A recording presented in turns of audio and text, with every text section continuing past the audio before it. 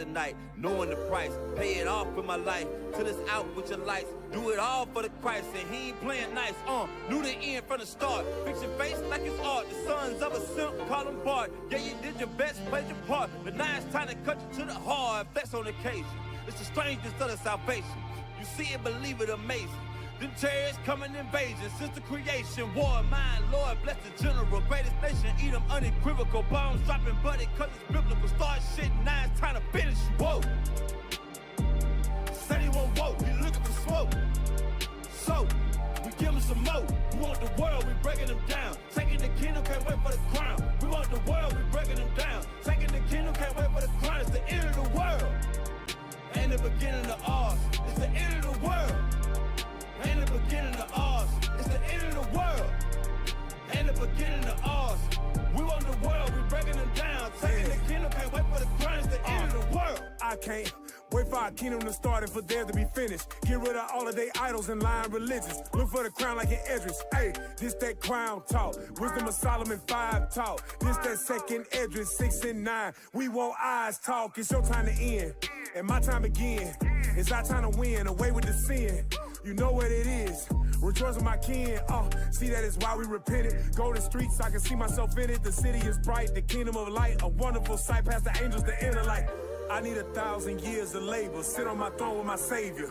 Try the new wine, press alone. He bring pain like major. You think the nations is equal to us? TK Kirkland, who raised you? Flex on occasion, my God a racist. That's why we moving with patience. It's been a long time coming. I spent my whole life running. Now that I'm 10 toes down and established my faith on 100. Woe to the nations, my king will race them. You know they gotta be punished. Jeremiah 25. Yeah, you know they gon' fry. Whoa. Said he won't vote, he looking for smoke. So, we give him some more. We want the world, we breaking them down. Taking the kingdom, can't wait for the crown. We want the world, we breaking them down. Taking the kingdom, can't wait for the crown. It's the end of the world. Ain't the beginning of ours. It's the end of the world. Ain't the beginning of ours. It's the end of the world. Ain't the beginning of ours. We want the world, we breaking them down. Taking the kingdom, can't wait for the crown. It's the end of the world. Ooh, ooh, ooh. Yeah, baby. Yes, sir. Yes, sir. Yes, sir. All praises. Most High Christ bless y'all. Shalom, shalom, shalom. We are back. It's the Nehemiah squad. Hey, how y'all been? How y'all been? Lord's will, y'all had a great Sabbath and an excellent weekend.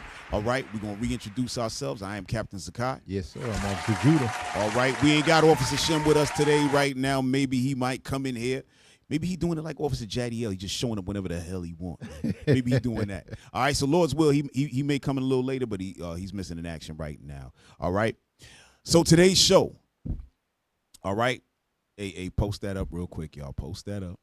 All right, today's show is called The Iran War, America and Israel's Treacherous Plans. All right, and y'all can see in the thumbnail, you got Trump. He got a knife behind his back dealing with who? Khomeini, who he just killed, right? You got the them people on the side over there, those mothers that they hit that the all girls school and all that. And guess who in the bottom left over there? Your boy Epstein. You know why Epstein in the corner? Because we starting off with him, man. He's involved even in death, bro. You can't make it up. All right, y'all. So yeah, tonight we just going we doing this war show. Okay, we don't have no guests tonight. We got some fire guests coming up in the next few weeks. Yeah, y'all stay tuned, all right? But this is going to be a crazy show tonight, some stuff we going into the war. And we've been, and as a body, we've been talking about the war for the last, few days, since like Friday, you know, and all week, you know what I'm saying? Obviously, this has been going on for a couple of weeks already. But some interesting stuff we about to bring out tonight, right? So we about to get right into it. Bring up video number 1. All right. Bring up video number 1. We starting off with Epstein. He gonna be talking about your man Donald Trump. Go ahead. So, according to Power to the People, Proud Socialist, he says the most brutal takedown of the U.S. government ever broadcast on TV happened from this guy. And I'll tell you who this guy is. His name is Fode Izadi. He's an associate professor at the University of Tehran. He teaches American Studies and International Relations. He's a prominent commentator specializing in U.S.-Iran relations, American foreign policy, and public diplomacy. He holds a Ph.D. in American Studies from Louisiana State University. Dang. And degrees in economics and mass communications from the University of Houston. So listen to what he had. This is pretty awesome. Let's listen. Where do you see this going? Is there an off-ramp for Iran? I think what will happen is that even if the United States is able to kill illegally Iranian leaders, the next generation of Iranians, the Iranians that did not see American atrocities in Iran before 1979, some Iranians that did not understand why their parents and grandparents were anti-American. Those Iranians. Pause for a second, right? So he's saying that the next generation coming up, or this generation coming up, and the one to come, is going to realize that America was killing the leaders of Iran illegally, right? That's important, right? Illegal kills. They were just doing stuff because they wanted to, right? Had nothing to do with before in the 1970s, America was attacking Iran as well. And that was another time when you had a lot of Iranians or Persians leaving Iran and going into America, right? Those were the ones who felt like they was on the side of the Shah and America, right? So this is what he's going into, y'all. I just want to make sure y'all understood that part. Go ahead. Will take over. Now they understand why American government is a imperialist, vicious government, and a government that attacks other countries and kills little children. They understand they're fighting the Epstein class. Whoa. This man said that Iran is fighting the Epstein class, officer. What we got going on here?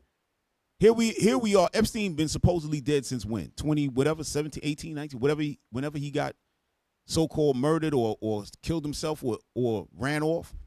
And now this man who's speaking on Al Jazeera is saying we're fighting the Epstein class. Why? Because he knew Epstein was the leader, man. He was above the Trilateral Commission, who runs the whole world, actually, right? So he understands that, bro. That's not lost on him. All right, go ahead, hit play. Rape little girls or bomb little girls. This is the government that we are witnessing. We are going to fight back against that government, and they're going to ensure that the Islamic Republic of Iran will live many years after America destroys itself. Oh, hold on. He said after America destroys itself, man. Yeah, that's the scriptures, man. Hey, give me that thing in 2nd Esdras 11, right? Hey, listen, y'all. He said it best. He said when America destroys itself. Did not the Lord say that? Hold on. You know what I want, bro? Which one? Verse 37? Let me see 37, man. Let me take a look at it. Yes. Read from 37 through 39. Come on. Yes, sir. 2nd Esdras, chapter 11 and verse 37. Hold on. Make sure y'all got them scriptures on the bottom of the screen, man. I want our people to be reading, man. Go ahead.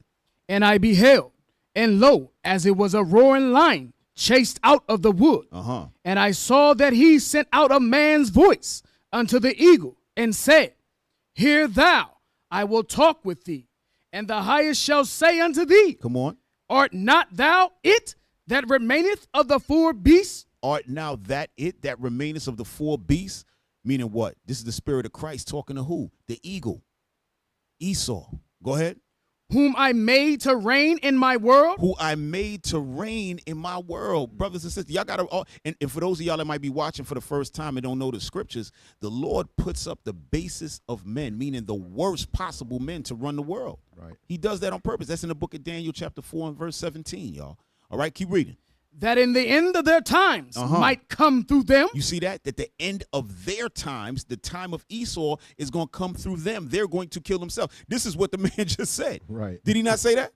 So he's, again, these are prophecies that's being played out in the scriptures. What's happening here, when we watching the theater, you know, like they like to say the theater of war. The theater of war is a script that the Most High wrote. That's what we looking at, y'all. It ain't no way around this. Like, nothing's going to stop all this from happening. Nothing's going to stop the Third World War. Nothing's going to stop the nuclear bombs. Nothing's stopping it. It's happening. Okay? You got something on that, bro? Yeah, I'm looking at and I'm remembering the scriptures. I don't know. everybody watching don't know, or maybe not have read the whole Bible or whatever, but Right. you got all these different kings like Nebuchadnezzar. That's right. His son. You got Pharaoh. Right.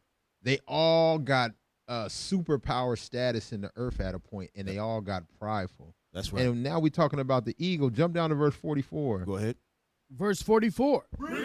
The highest also have looked upon the proud times. Oh, that same pride that took down Pharaoh, that took down Nebuchadnezzar, that took down the Greeks, that took down all the kings that he made to rule. Right. Because that's what the nations forget, that God put you in those places. That's right. You know, and they start to get boastful. You know? And behold, they are ended, and his abominations are fulfilled. All right. So his sin then came up. You got Mr. Epstein. Dang. You know what I'm saying? You see all in the tabloids what they've been up to. That's right. They bombing little girls and all that. They've been doing this stuff to us for a long time, but now the world is starting to feel it. That's right. You know, so all praises. All praises. Yeah, absolutely. All right, hit that video. I like how he referred to it as the Epstein class. This is Right. the United States Epstein class doing a war on Iran. That's pretty accurate. Pretty accurate, pretty devastating, pretty fantastic. By the way, in 2013, Jeffrey Epstein was emailing former Israeli Prime Minister Ehud Barak, hoping for a U.S. strike on Iran. Pause. Did you know this? Pause. Do y'all see that? How are you a finance guy, and now you emailing the Israeli Prime Minister at that time, saying that you're hoping that the U.S. puts a strike on Iran? Why? Because they the devil, and they know that what? That Iran is going to be the one to take them out. The scriptures talk about we're going to get this scripture been read 1,000 times. Bishop brought it out Bishop bring it out like every other Sabbath. There's so much going on in the earth that scripture comes out, at least from all the teachers in IUIC. That scripture probably come out 100 times a week. I don't know. Everybody should know that scripture by now. But the point is that here it is, a guy who's supposed to be a finance guy, but secretly he's running the whole world down with all the spy agencies, and now he's talking to the president of that's what the prime minister is of Israel, and hoping for a U.S. strike on Iran. Go ahead, hit play. I'll show it to you. He says Jeffrey Epstein to the former prime minister of Israel. He says, hopefully someone suggests getting authorization now for Iran. The Congress would do it. So that's, boy, I never saw a guy speak more sixth grade level on his. If you look at his emails, it's all that kind of choppy. There's no complete sentences. There's no big thought. There's no good writing. It's always just garbage like that. It's always just garbage. Smartest guy in the room, Steve Smartest guy in the room. Sense. I mean, drunk and half asleep, I would put something together more eloquent than he goes, hopefully someone suggests getting authorization now for Iran. The Congress would do it. That's a period. I mean, it's anyway.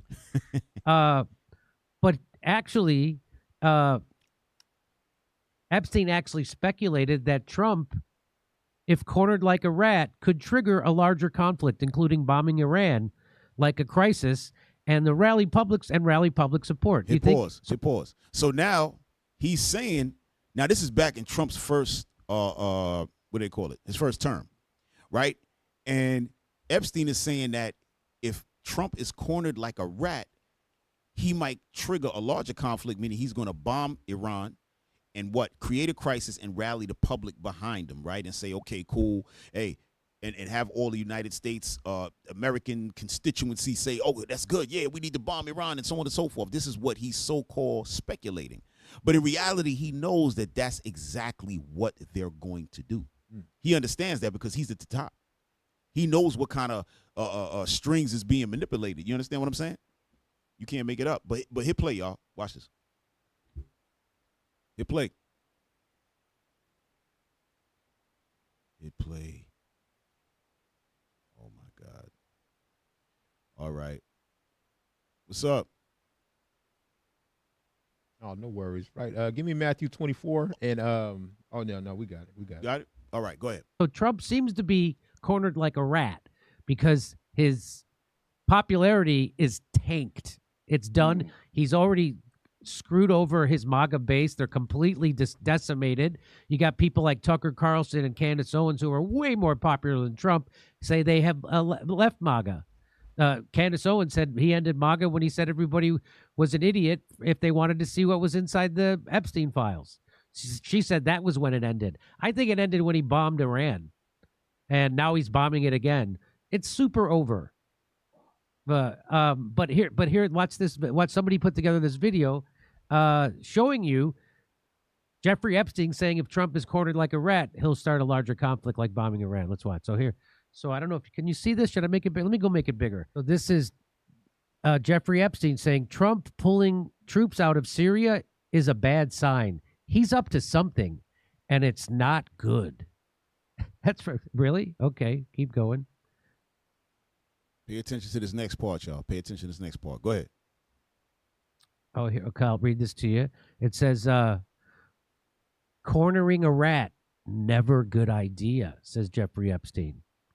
You guys need to understand that he is psychotic and would not blink twice at encouraging an attack on us so he can leap to the country's defense. Mindset.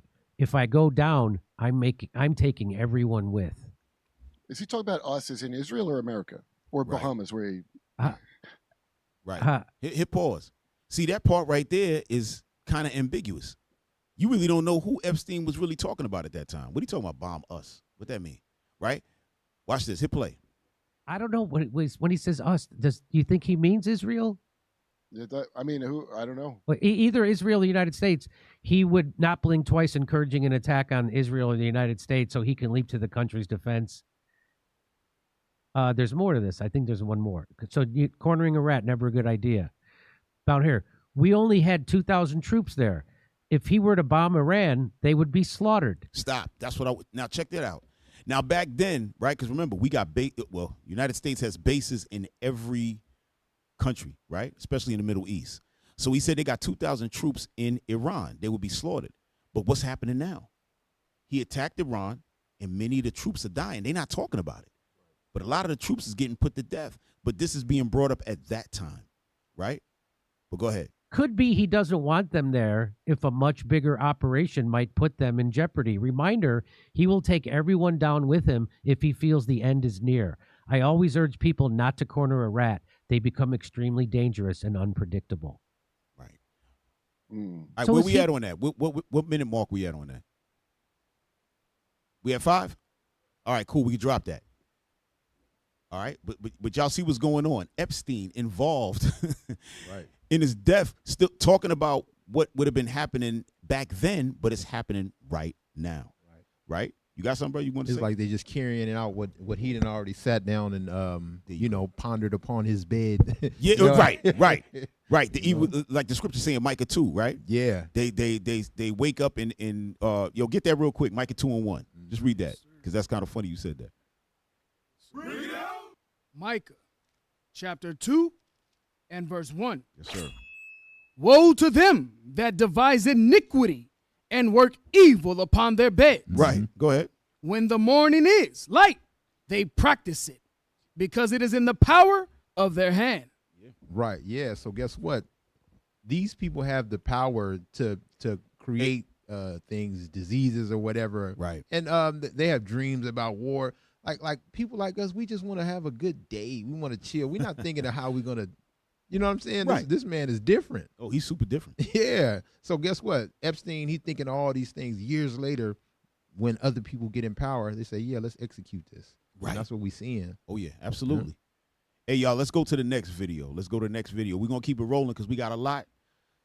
You know what I mean? Go to the next video, number 2, and start at a little bit before 21 minutes. Maybe like 20 minutes and 50 seconds, something like that. Start over there.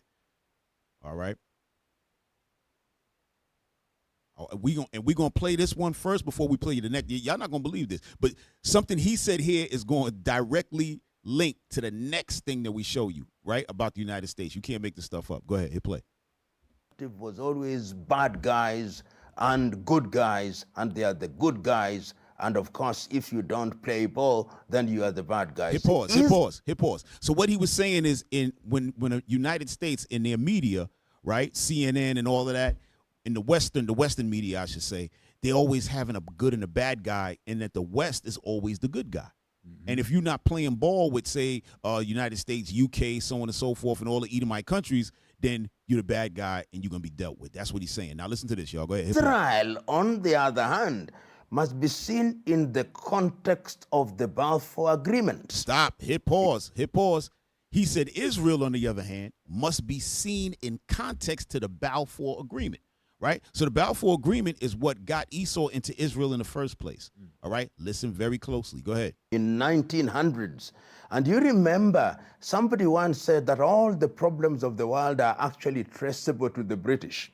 When in 1948, the Israeli state as we know it was created, it would have been easier at that time to actually create two states, a Jewish state and a Palestinian state. But the decision was made that they were to create this Jewish state, and we know what happened with the Nakba. And after that, we know the activities that took place leading up to the Oslo Accords, where it was agreed that there would be a two-state solution. The two-state solution is no longer on the table. And Israel has been marketed and depicted as the bastion of democracy in what is otherwise an ocean of feudal monarchies and dictatorships. Hit pause. So he's saying that now that Israel is, they're like in the middle of Ishmael, right?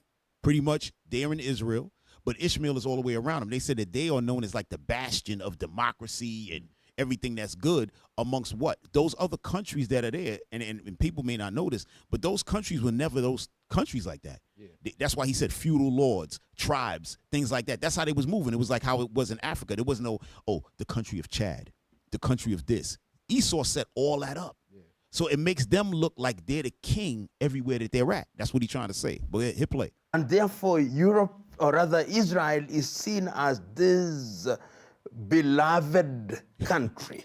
And the Israelis themselves have not hesitated to go back to history and to go back to the Torah and say that we are chosen of God. And because we are chosen of God, we are different, we are unique. And because we are unique, we must be treated differently. And America, which has underwritten the state of Israel from its creation in 1948, has reinforced this so that the Israelis actually believe that they are special. Hit pause. See, I like that. He said that the Israelis, Amalek, actually believe their own lies. That's what he's saying. To the point now that they feel that they can do whatever they want. But hit play, y'all got to hear this. Go ahead. Believe that they can do no wrong. They believe that they are God-guided. So when you are dealing with the people who believe that they are undertaking a divine mission, then the first casualty is logic. He said when you dealing with people like this, the first casualty is logic, meaning that they're not dealing with logic, they're dealing with their own mental instability. They're basing their whole life on a lie. That's what's happening, y'all. Y'all got to understand that everything that we living in right now is a lie. Even in Christianity, they're basing their whole religion on a lie, thinking that those are the chosen people, and and our people is looking at themselves as Gentiles. Where you blacks, Hispanics, Native Americans, you are the chosen people. They're Gentiles, right? But because they're living like this, the logic has flown out of the window. But you got to hear this. Hit play. And when logic has been sacrificed at the altar of mysticism, then your journey is very short and your reasoning is also not given any space at all. Your reasoning has the chance of a snowball in hell. Right. Hit pause. You could drop that. You see that? That the man just told you straight up that what? They're dealing in mysticism. Yeah. Why do you think he chose that? Because that's exactly what they're dealing in. Mysticism from the Kabbalah and all of that. But he said something. We got to go to the next video. Y'all got to see this. Y'all not going to believe this. Number 3, y'all could just start there right from the beginning. All right? Based upon what and that's our PLO Lumumba. I love that brother, man. Excellent. Smart dude. Super smart, man. We need some of that. We need some of that retention he got, man. This guy, his brain, he remember everything, right? But based on what he said, look at this next video of how United States is moving. Y'all not gonna believe this. Go ahead, hit 3. So we've talked quite a bit about why they're doing the Jeffrey Epstein war. Stop. And, do y'all hear this? Epstein war. This man came out and said they're doing the Jeffrey Epstein war because everybody knows what's going on. When you check them files, remember, it's one thing about the sexual abuse on children, eating them, doing all of that. But remember, a big part of those files are this war scenarios, the theater of war. I like to say what they say, the theater of war, right? But go ahead, hit play, y'all. You know, to me, the biggest answers are very simple. One of them is Trump has always been a warmonger. He views himself as like a legendary president. He wants to go down in the history books. In order to do that, you need to think big and do big things, right? He approved the Venezuela raid. He kidnapped the leader. He's stealing the money from Venezuela and putting it in a bank account. But he's always been a warmonger. His first term, he was a warmonger. Now he's like ratcheted up how much he's warmongering. I mean, he's threatening to steal Greenland, right? He's threatening to steal Greenland. Like, he's not right. I think he's actually territorially trying to expand the U.S., and he thinks that's how, I get into the history books. Right. But outside of him just being a warmonger, of course, there's also, if there's one thing that's consistent that he says, it's he doesn't want a forever war. He doesn't want to, we wasted $8 trillion in the Middle East. The Iraq war was a beauty. It was a big fat mistake. He does war, but usually he likes to do, relatively quick. Hey, bunch of drone strikes, kill a bunch of civilians, get out that bitch. Right? Kidnap Maduro and steal the money, but get out that bitch.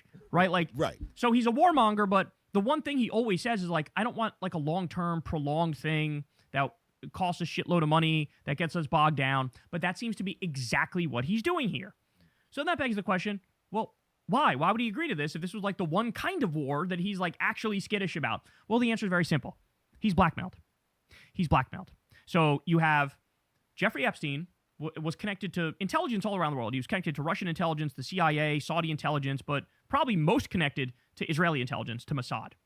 And so he was running a honeypot blackmail operation where he had dirt on all the... Pause. When he says honeypot, right, that means that you have spies that are women that are going to lay and sleep with you, right? So let's say, for instance, you're a woman and you say, you know what, I want to become a spy. Part of your job is going to be to lay and have sex with people. That's known as a honeypot. Yeah. All right, and I'm pretty sure they got it for men too. The ones who's dealing with okay, there you go, honeypot blackmail. Read that real quick, officer.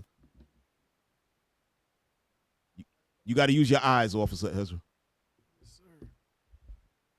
Honeypot blackmail or honey trapping is a coercive tactic using fake romantic or sexual relationships to lure individuals into compromising situations for extortion, espionage, or to gather blackmail material. Right. So when it says fake romantic or sexual relationships, meaning that these people don't give a damn about you, but they will sleep with you, have sex with you in order to do what?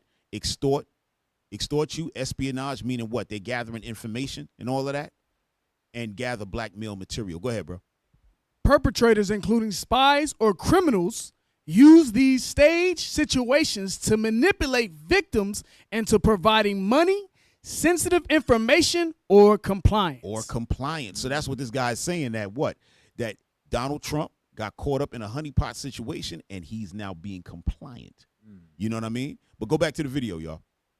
These rich, famous, powerful people and politicians all around the world, right?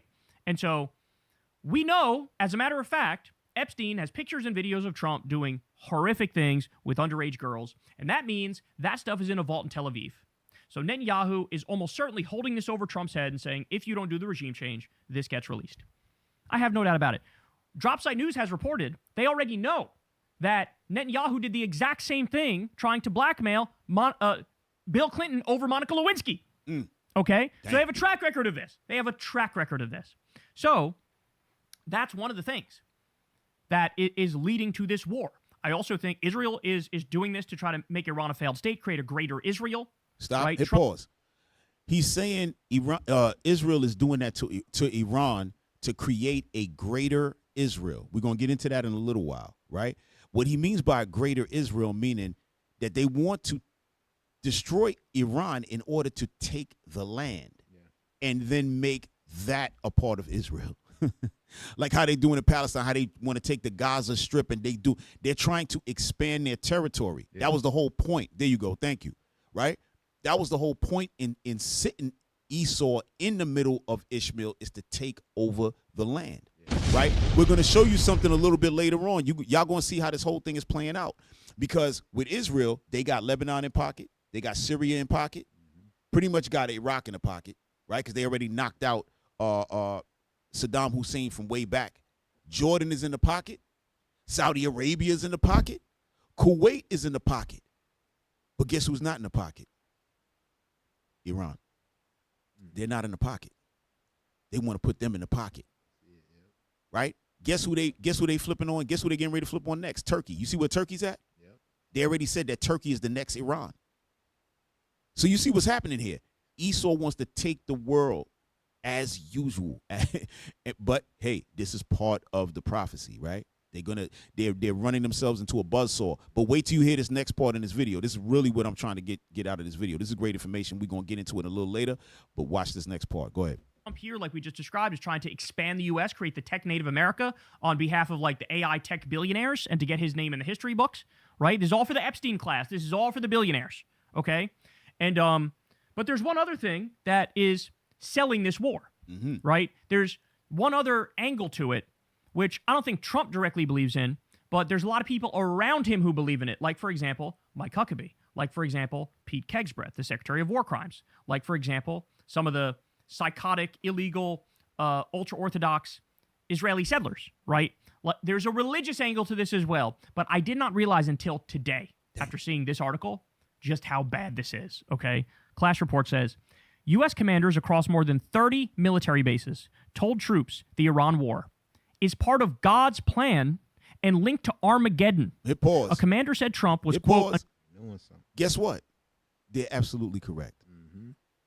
They are absolutely correct on that. They got, remember, they're building this on a lie and mysticism. Remember what the brother said, PLO Lumumba, right? We're going to read the rest of it, but we're going to get back into that. Go ahead, hit play. Anointed by Jesus to light the signal fire in Iran to cause Armageddon. The Military Religious Freedom Foundation, the MRFF, says it has received over 110 similar complaints, describe the war as biblically sanctioned and a sign of the Christian end times. Yo, hit pause. But they're correct. Yeah. They're absolutely correct. This is a biblically sanctioned war. It has been. Yeah, they said Trump was anointed by Jesus to light the signal fire to cause Armageddon. Guess that's what we're trying to tell you. That the Lord has what? He's setting up these leaders to do exactly what he needs to get done to do what? Cause Armageddon. You got something, bro? No, that's right on point, man. Like I said, the king's heart is in the hand of the Lord. Right. So whether Trump want to do it or not, or Epstein knew he was doing it or not, right, the Lord got him doing it. Yeah. No, but hold on, stay right there. Let's get Joel 3 though. Let's get Joel 3. Because they said something that what? To signal Armageddon. Bring it out. Yeah, that's what's happening. Go ahead. The book of Joel, chapter 3 and verse 1. For behold, in those days and in that time, when I shall bring again the captivity of Judah and Jerusalem. Come on. I will also gather all nations and will bring them down into the valley of Jehoshaphat. That's it right there. The valley of decision, Jehoshaphat, Armageddon. That's what it is. The Lord has already written this. This is what?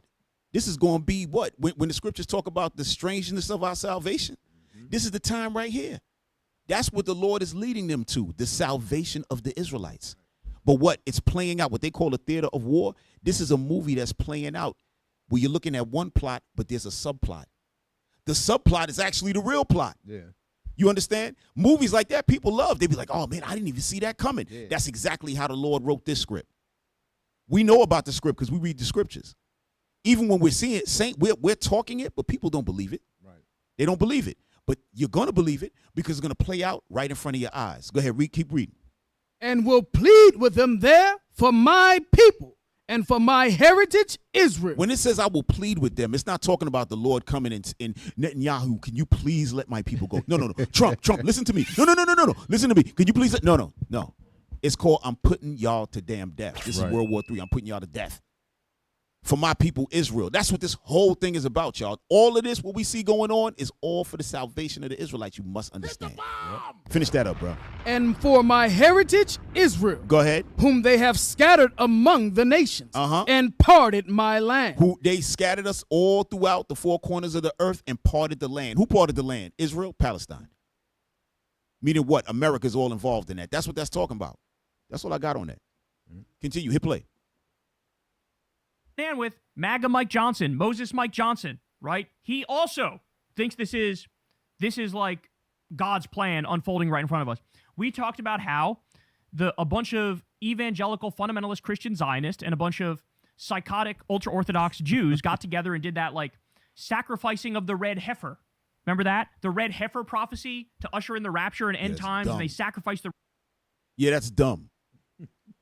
More dumb stuff. That's why the Lord said, who are you to take my precepts in your mouth, man?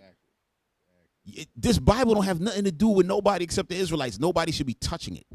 Y'all don't know the Bible is useless in your hands. It's useless.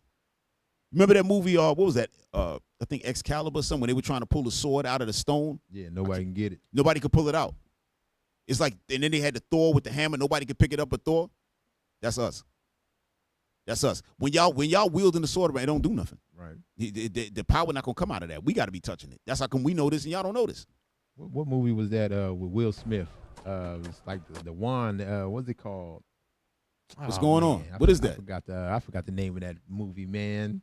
But it was a good movie, man. Only the elves could touch this certain wand and use it. It would destroy other people. Is that the Bright? What was it? It's called The Bright. The Bright? Yeah. Okay. It was The Bright. Only a certain race of creatures could touch that wand and make it effective. Okay. All right. Hey, matter of fact, we can drop that video. All right. Let's go. We're gonna go back to PLO Lumumba again, because this guy is just a beautiful speaker, and he has it down tight. He studied these people. So go to video number 4. We're gonna start at 7 minutes. All right. We're only gonna go to 8 minutes and 40 seconds, y'all. 7 minutes, and then we're gonna jump to 13 minutes. All right. Again, we talking about why is Israel and America trying to rush Iran? What is all this about? Right? Because they stabbed them in the back. Remember, that's an important part that we had to bring out today. That what they were doing false negotiations, stabbed them in the back, betrayed them. They're at the negotiating table while they talking, they attacking. Right? So that's what's being discussed. Not quite that, but why Israel and America want that regime change. But go ahead. In Tehran, and for specific reason. During the 12-day war, for the first time in an impactful way, a missile landed in Tel Aviv from Tehran. Mm-hmm. Missiles supposedly supplied from Tehran emanated from Yemen.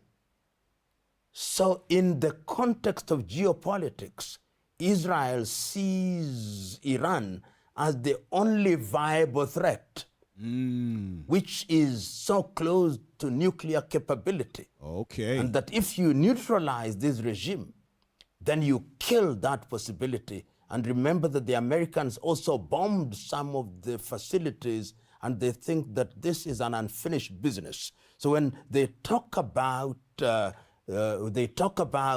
regime change, they also want to finish the unfinished business.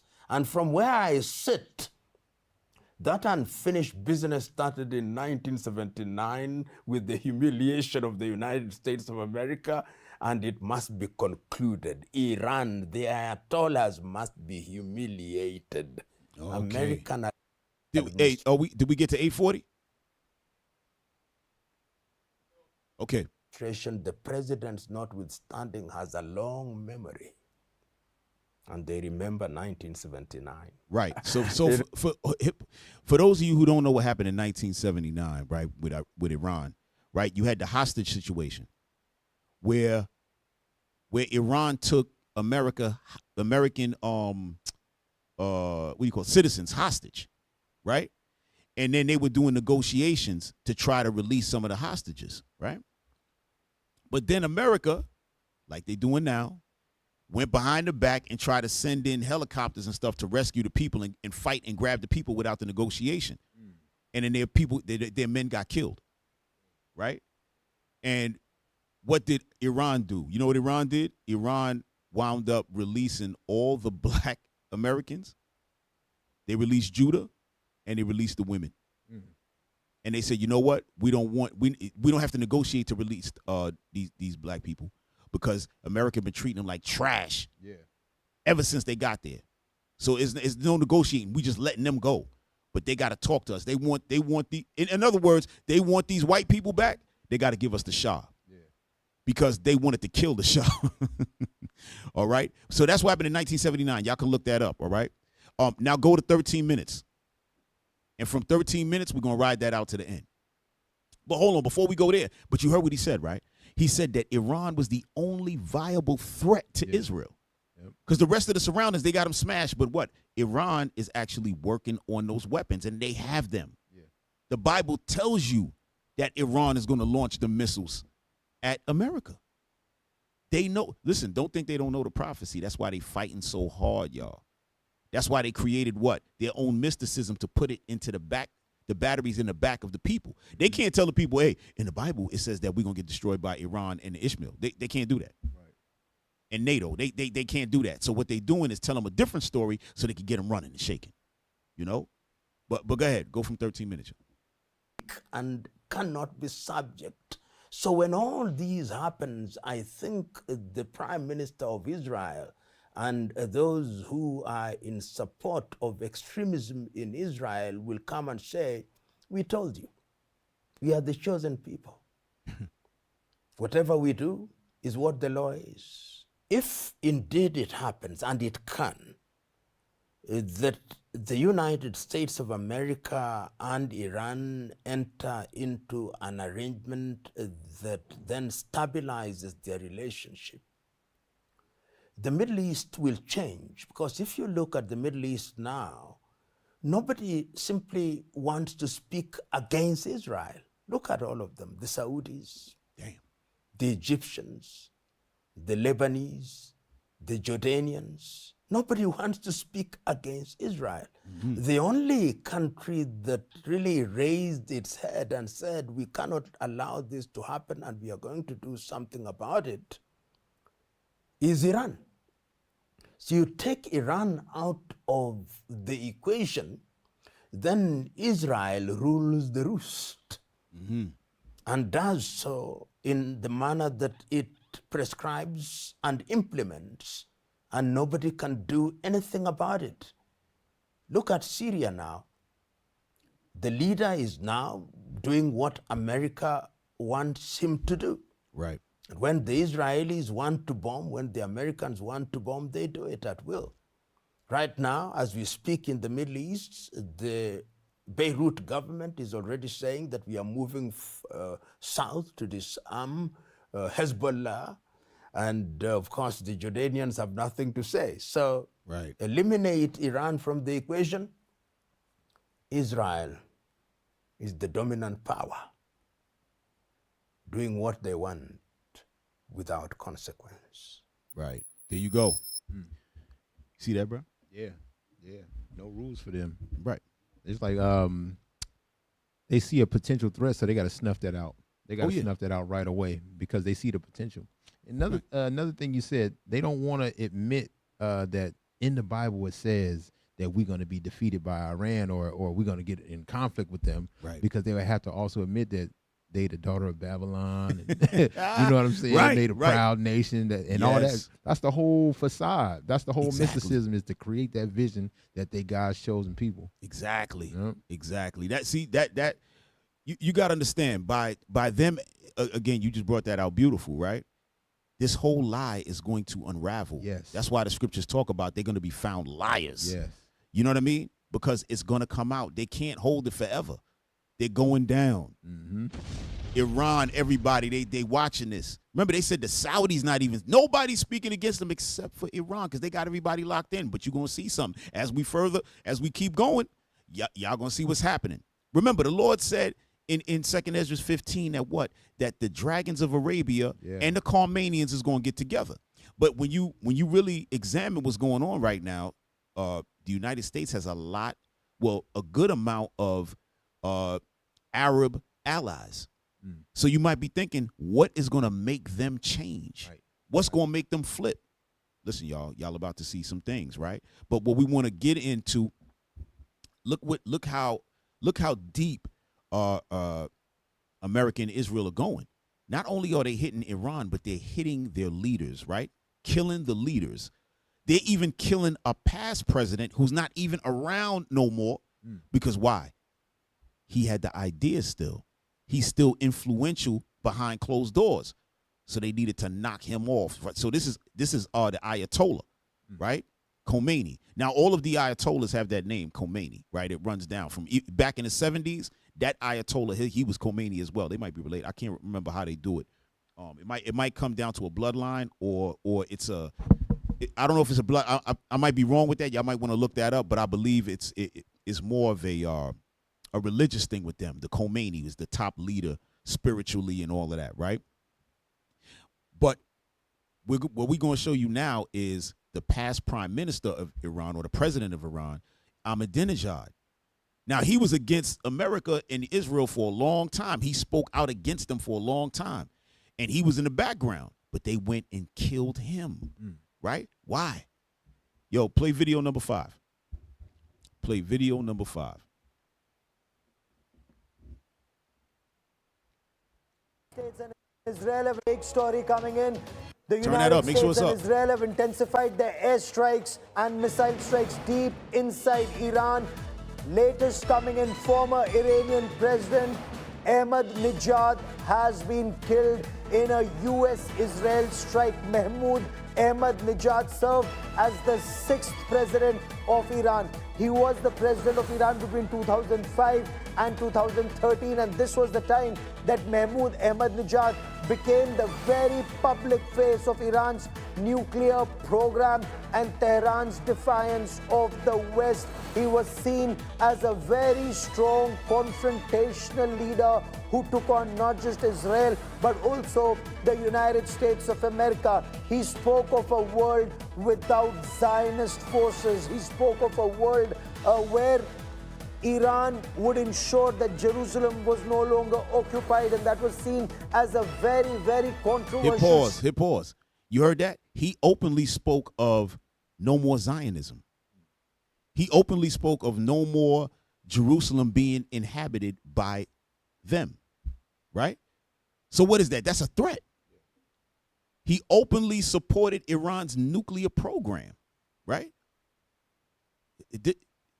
Listen, even though he wasn't the president, they said, wait a minute, this guy still got power behind the scenes. Yeah.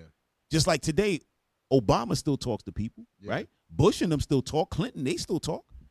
That's what they talking about. But hit play, y'all. Statement made by Mahmoud Ahmadinejad, but word just coming in. Mahmoud Ahmadinejad, who incidentally was apparently under some kind of a house arrest. He wasn't out in the public.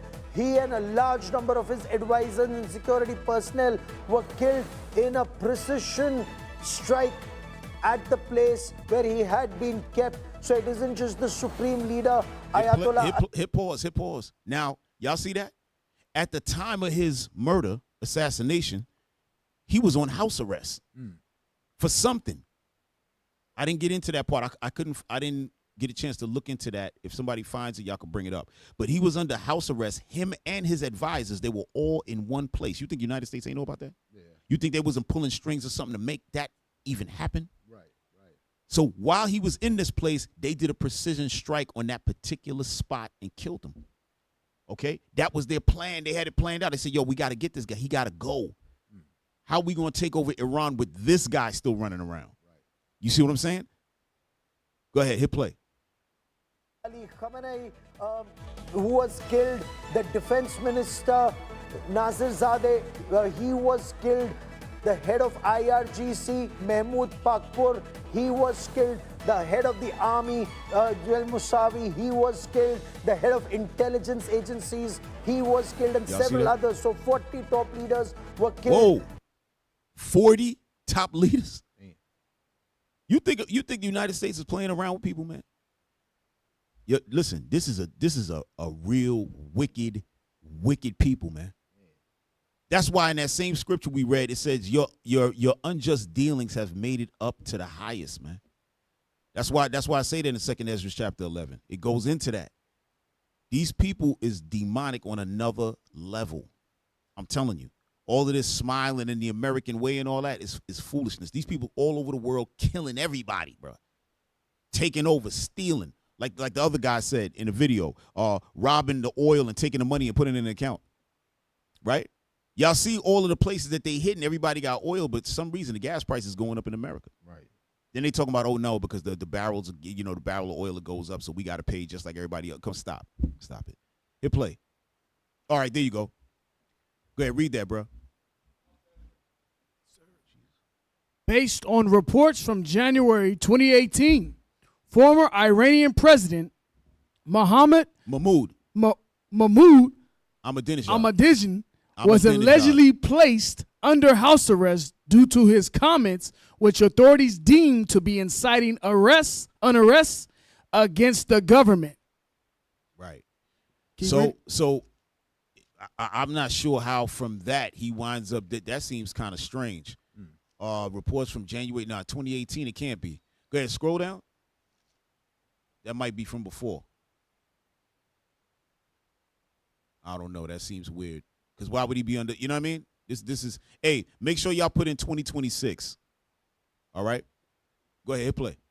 As was Mahmoud Ahmadinejad. That's the word that is just coming in from.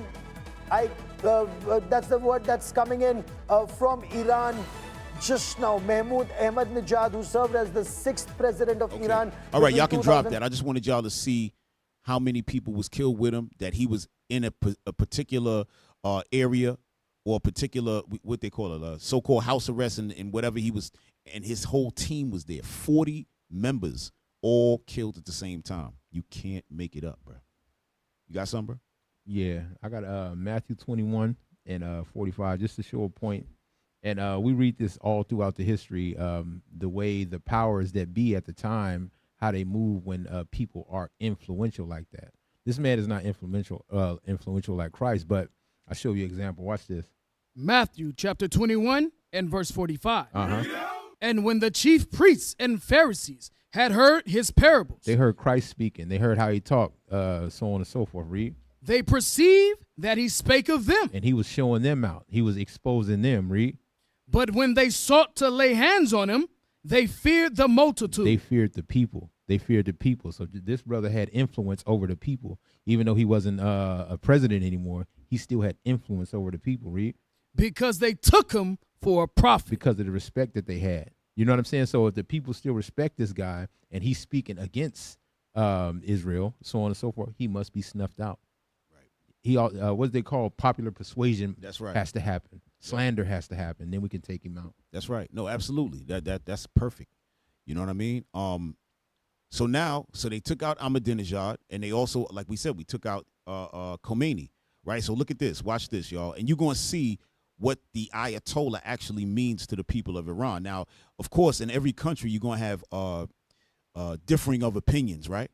So you do have some people in Iran that don't back Ahmadinejad, don't back Ayatollah, right? They more Americanized. They more want to be with the West and just have a good time, just do their whole lifestyle, right? So you're going to have a little bit of that, right? But America was behind all those protests. They were the ones forcing that issue, sending people in to stir that up. You know what I mean? But play video number 6.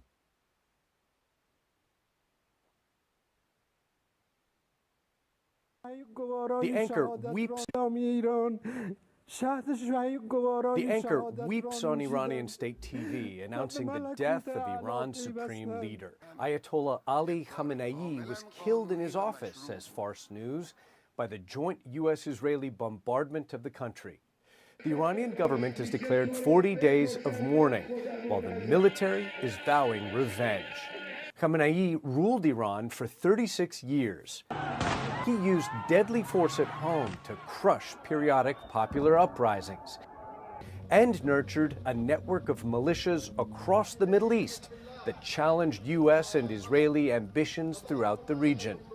Khamenei survived an assassination attempt in 1981 that left his right arm paralyzed.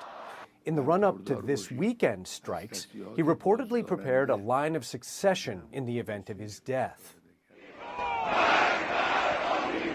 Pro-regime supporters have already gathered in the streets of some Iranian cities to mourn their leader. But his killing has also been celebrated in other parts of Iran, as well as Syria, and among members of the vast Iranian diaspora scattered around the world.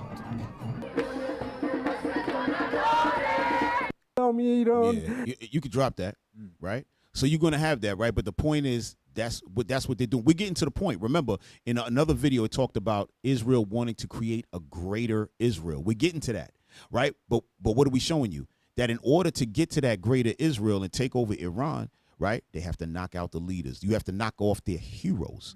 The actual thought and idea about us being a people, I'm saying us, meaning the Iranians, the Persians, of them being a people and what? Defending their land. If they could get them away from that thought, then what? The Iranians will let them in the front door, right? Instead of having a war, they'll let you in, like, please come in and so forth, and right? That's what it's going to be.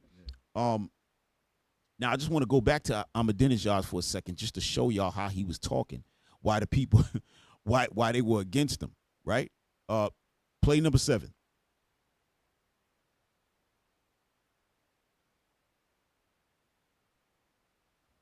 My interview with Iranian President Mahmoud Ahmadinejad. It turned out to be a feisty one. The president seemed to relish the give and take, which produced some startling and surreal moments. He even suggested at one point that Osama bin Laden is living quietly in Washington, D.C., home to the powerful woman he called Iran's enemy. You called Secretary of State Clinton an enemy of Iran. Do you consider President Obama an enemy of Iran as well? I consider that there is a difference between Mr. Obama and Mrs. Clinton, but I'd like to ask, is Mrs. Clinton a friend of Iran in your opinion, as an American? In your mind, do you think she's a friend of ours? I believe that Secretary of State Clinton is a friend of the Iranian people. I believe she is opposed to some actions of the Iranian government, specifically the development of nuclear enrichment, which could lead to a weapons program in the future. Very well. We are friends of the American people. But if the United States stores several thousand nuclear bombs, threatens others, interferes in other countries' affairs, I would say these are actions that we're opposed to. Does that turn us into an enemy of the American people, or the enemy of the wrong policies adopted by some authorities? Is Mrs. Clinton a friend of the Iranian people?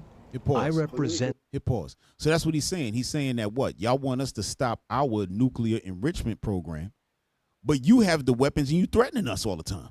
You threatening the whole world, and now we can't get a weapon? That's what he's saying. How is Hillary Clinton a friend of ours? Like, how is that possible? So I'm not a friend of the American people, but she's a friend of my people? How's that possible? Hit play. The Iranian people. How are President Obama and Secretary of State Clinton different? Mrs. Clinton is interested in speedily moving relations with Iran to the point of a clash. Based on the information we possess, Mr. Obama does not have such an opinion. But there's a lot of pressure going around. Well, he said Mr.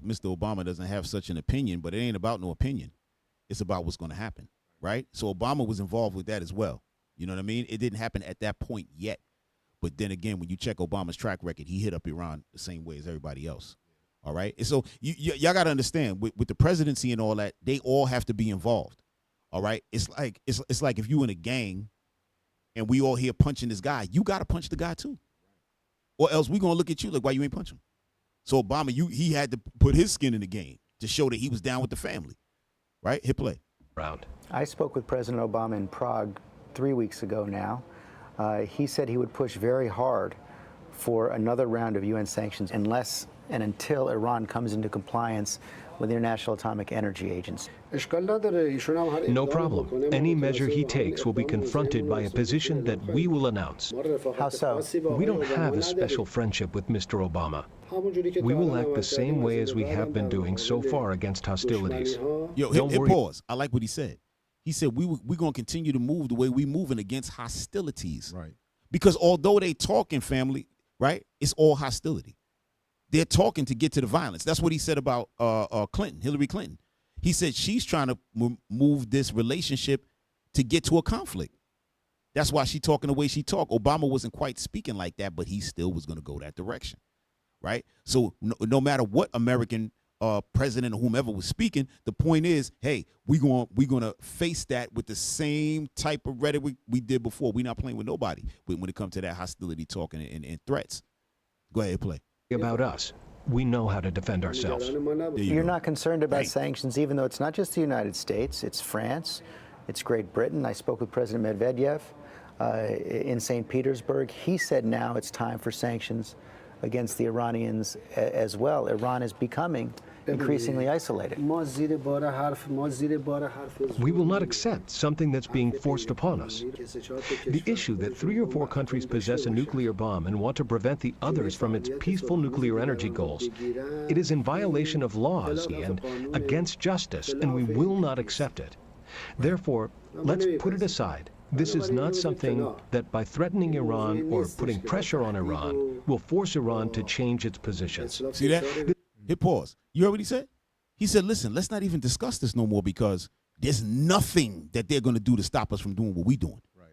Why is he talking like that? Because the Lord put that spirit on him. Again, in the scriptures, it tell you that Iran is going to get that bomb. They have it already. They have it already. That's why he's saying there's no sense in us even having this discussion. There's no threat. There's no, what they said, sanction. There's no kind of conversation that's going to stop us. Because guess what? When you're talking about a nuclear enrichment program, right? In reality, the nuclear energy was supposed to be able to energize the country with what? In light, electricity, all that kind of stuff. You could literally run the whole world on nuclear energy. Nobody would have to pay anything like you got to pay the light bill and all. This is nonsense. If you had that, the nuclear energy in reality can run everything on the planet. So if you're telling people not to do nuclear energy, then he's saying that's against law because we can use it for what we need to use it for. Now, the United States and the other Edomites have come up with a bomb like they do everything else. Yeah. Why? Because they have the gift of war that the Lord gave to them. In the book, gave them back in the book of Genesis, actually, with Cain, right? In the spirit of Cain came back as Esau. Those of y'all don't know what we're talking about. Don't worry about it. You'll learn it at some time. We're not going to go too much into that tonight. But the point is, back in Genesis 27, it tells you that Esau is going to rule with the sword. Mm-hmm. And so what? Every time they get their hand on something, they turn it into a weapon. Revelation 6, right? Hell followeth after them and all that. Death. Hit play. This is not something that will work. Its time has passed.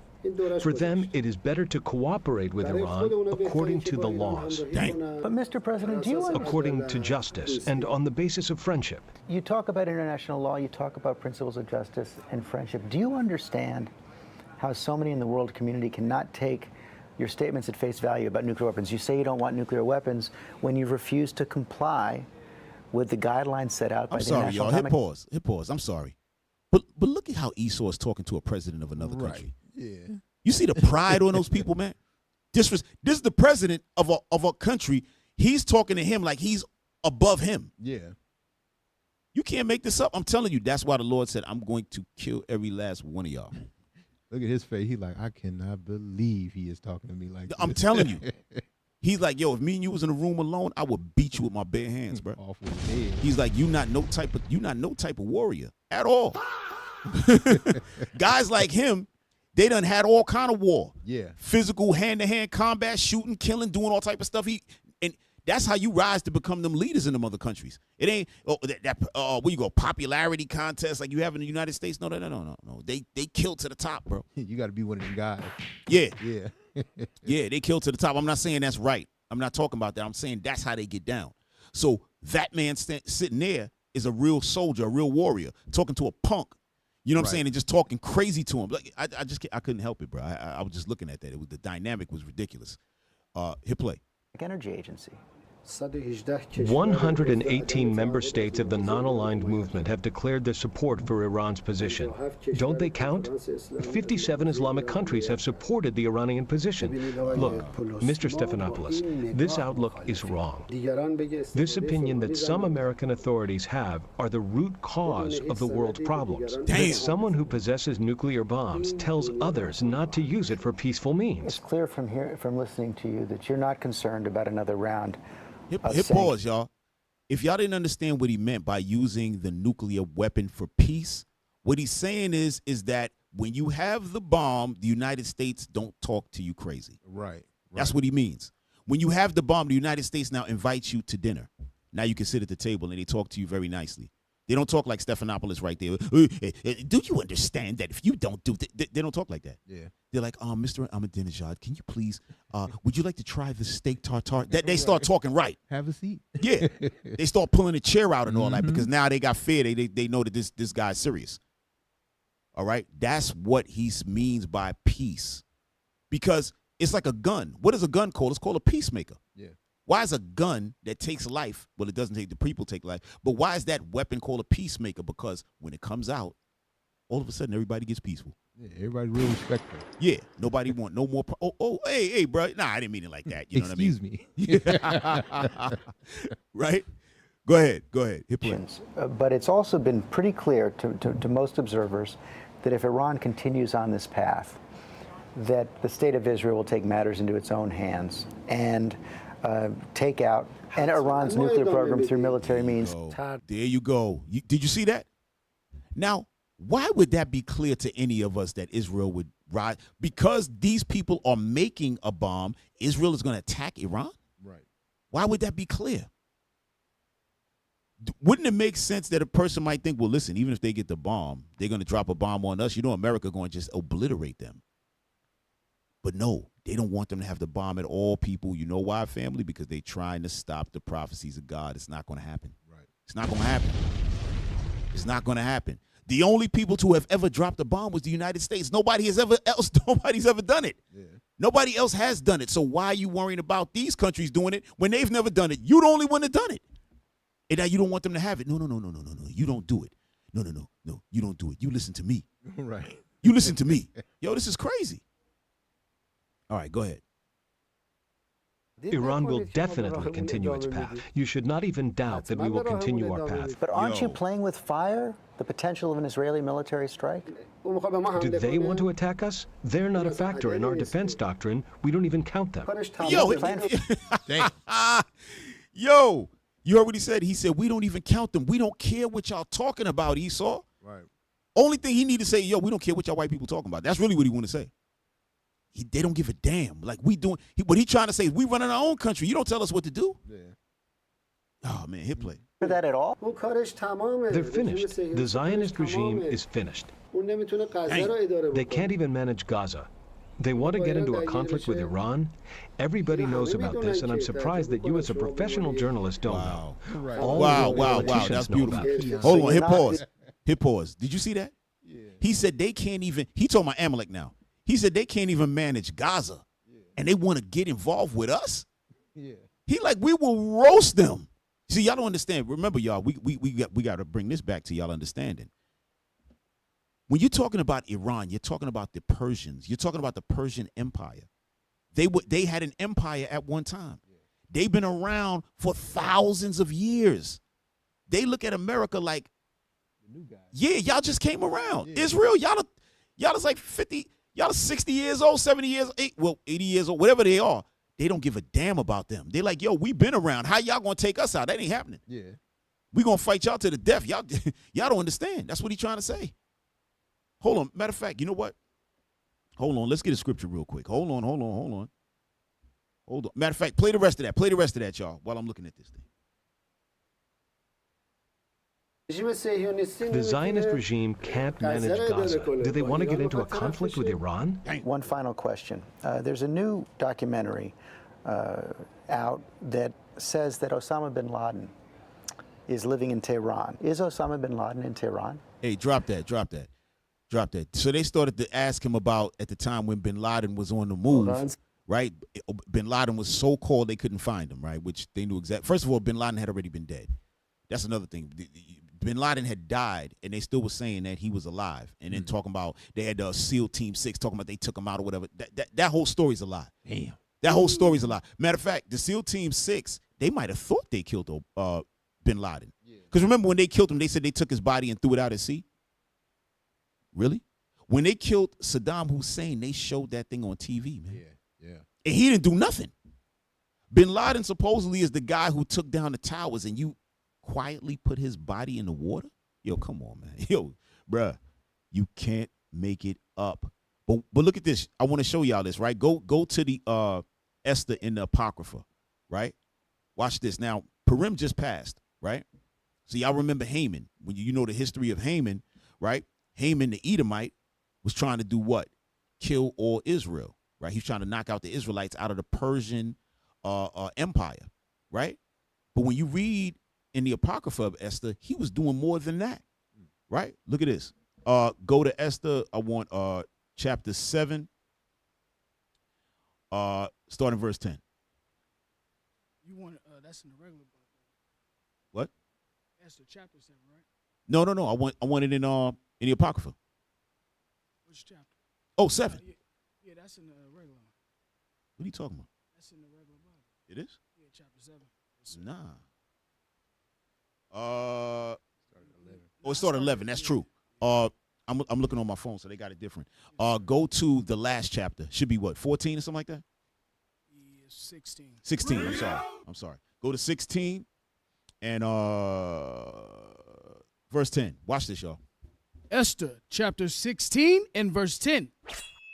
For Ammon, a Macedonian, the son of Amadiah, being indeed a stranger from the Persian blood. Right. So Haman, the Macedonian, meaning what? He was an Edomite. That's what it's talking about. You see that in the book of Maccabees, right? That what? They became the Greeks, right? So Esau, go ahead.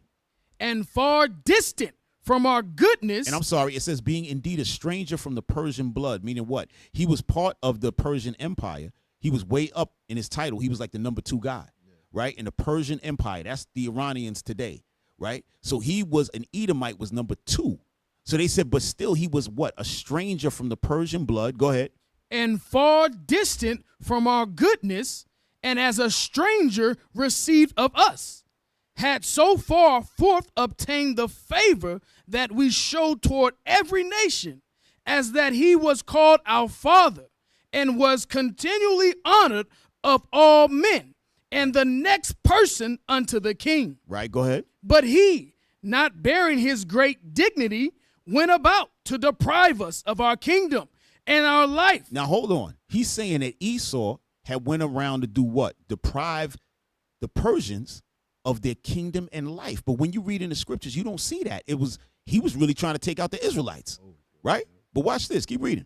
Having by manifold and cunning deceit. You see Esau? Manifold and cunning deceits. That's what he's about. He's a deceitful individual. That's why he's known as the devil that the Bible speaks of, right? Deceitful, lying, right? Go ahead. Sought of us the destruction as well of Mardochæus. No.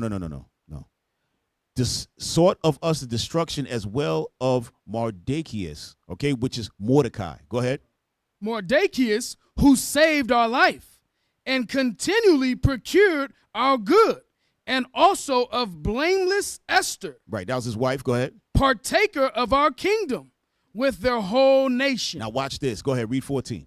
For by these means he thought, finding us destitute of friends, to have translated the kingdom of the Persians to the Macedonians. What did he want to do? He wanted to translate the kingdom of the Persian Empire to Esau. That's what he wanted to do. And that's what eventually happened. Meaning what? Haman got put to death, but it was a plan that Esau had for a long time. So when you read in the regular book of Esther in the Bible, it doesn't talk about that. But in the Apocrypha, it gives you the backstory on why he wanted to kill the Israelites, and the king's wife was an Israelite. So yeah, he's gonna put that to death regardless, right? But he went and dug deeper and found out that there was a whole plan of Esau to take over the Persian Empire, which eventually happened. So what you're looking at now is what? them again doing it, trying to take over the Persians to do what? Finish them and take their land. But guess what? It's not going to happen. It's not going to happen. For real.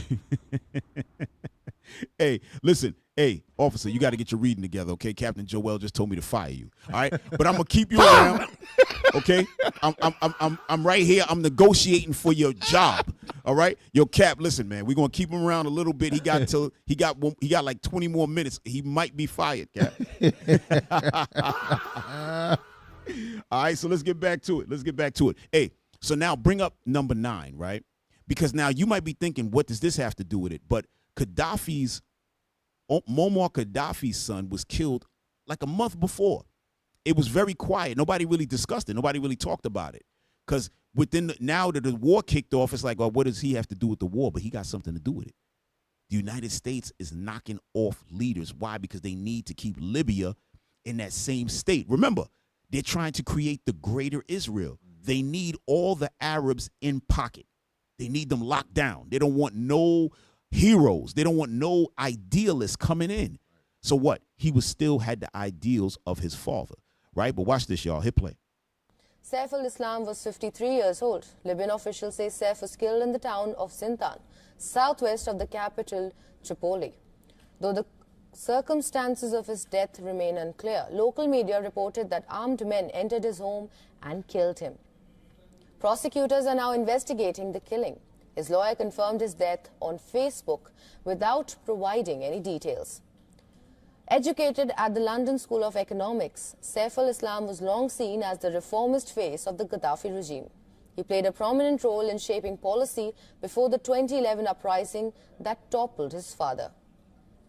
After Muammar Gaddafi was toppled in 2011 and killed, Saif was captured while attempting to flee Libya to neighboring Niger.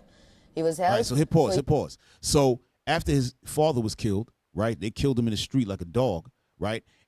And people, okay, Muammar Gaddafi, he was a rough character, but he had Libya moving beautifully, right? If anybody can find that, I forgot to pull that up earlier, but he had them. For instance, if you got married, you getting a house automatically. Yeah. You're getting. I mean, he had the whole country stabilized. Everybody was going to school, the whole 9, right? Meanwhile, they had him, like you brought out earlier, officer, what they do is what? Popular persuasions, try to make you look like a complete criminal, a demon and all of that. Yeah. But his people loved him because he had things sewed up. Now, people who went against him, yeah, they came up missing. They was dead because he was that type of guy. He was a warrior. He was a soldier, right? So that's how he dealt. But his son now, he sent his son to school. His son went to school in, go ahead, read that real quick, officer. His name is Muammar, all right? Oh, there you go.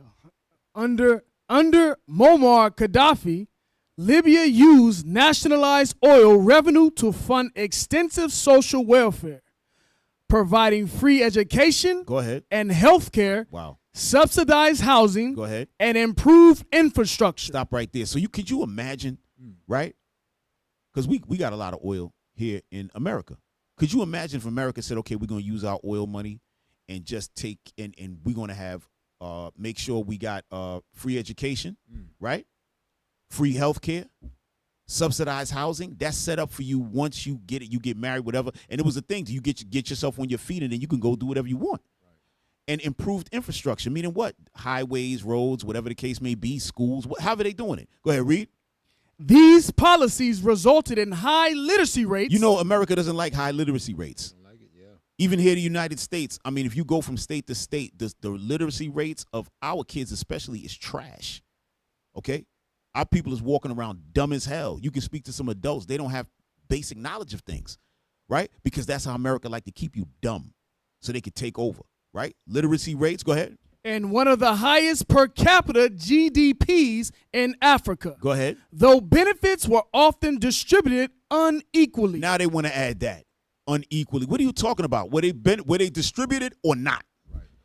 They were distributed. So now, of course, the United States got to come in and talk some stupidity, right? Come on, man. Listen, we're gonna drop that for a second. I just want to bring that part out to show you what was going on previous to Muammar Gaddafi's death. When he died, now all of that died with him. So Libya is in shambles, right? So now the son, he was caught and arrested. He was trying to go into Niger, right? Once, or Niger now they call it, right? Or nigger, right? That's what it is, right? But once he was, they sent, well, okay, hit play. Years by fighters before being released in June 2017. Since then, he was living in Zintan. In 2015, a Libyan court sentenced him to death in absentia for inciting violence and killing protesters. Hit play. He was also... So he got out, whether he escaped or whatever, or some people got him out of there, whatever. Then they sentenced him to death in absentia, meaning he wasn't actually in the court. Who was these people that sentenced him to death? You know the United States was behind that, right? Sentenced him to death, but he was gone. He was in hiding, right? Go ahead, hit play. Wanted by the International Criminal Court on charges of crimes against humanity in connection with 2011 uprising. Okay. In 2020... We got to drop that and go to the next one because I want to show y'all this. And we got so much. I got to bring this stuff out because we got to get to this part of the greater Israel. We have to get to that, right? So, but bring up video number 10 and go to 4 minutes and 50 seconds. 4 minutes and 50 seconds, okay? 4 minutes, 50 seconds, and we go into 6 minutes and 30 seconds, all right? All right, and okay, so this is another thing. This is still talking about Saif Gaddafi, which is Muammar's son. This is talking about him again, but this is talking about when he got killed. All right, you're gonna see certain similarities between his death and Ahmadinejad and Khomeini. All right, go ahead. This was very bad in the eyes of the Turn US. that volume up.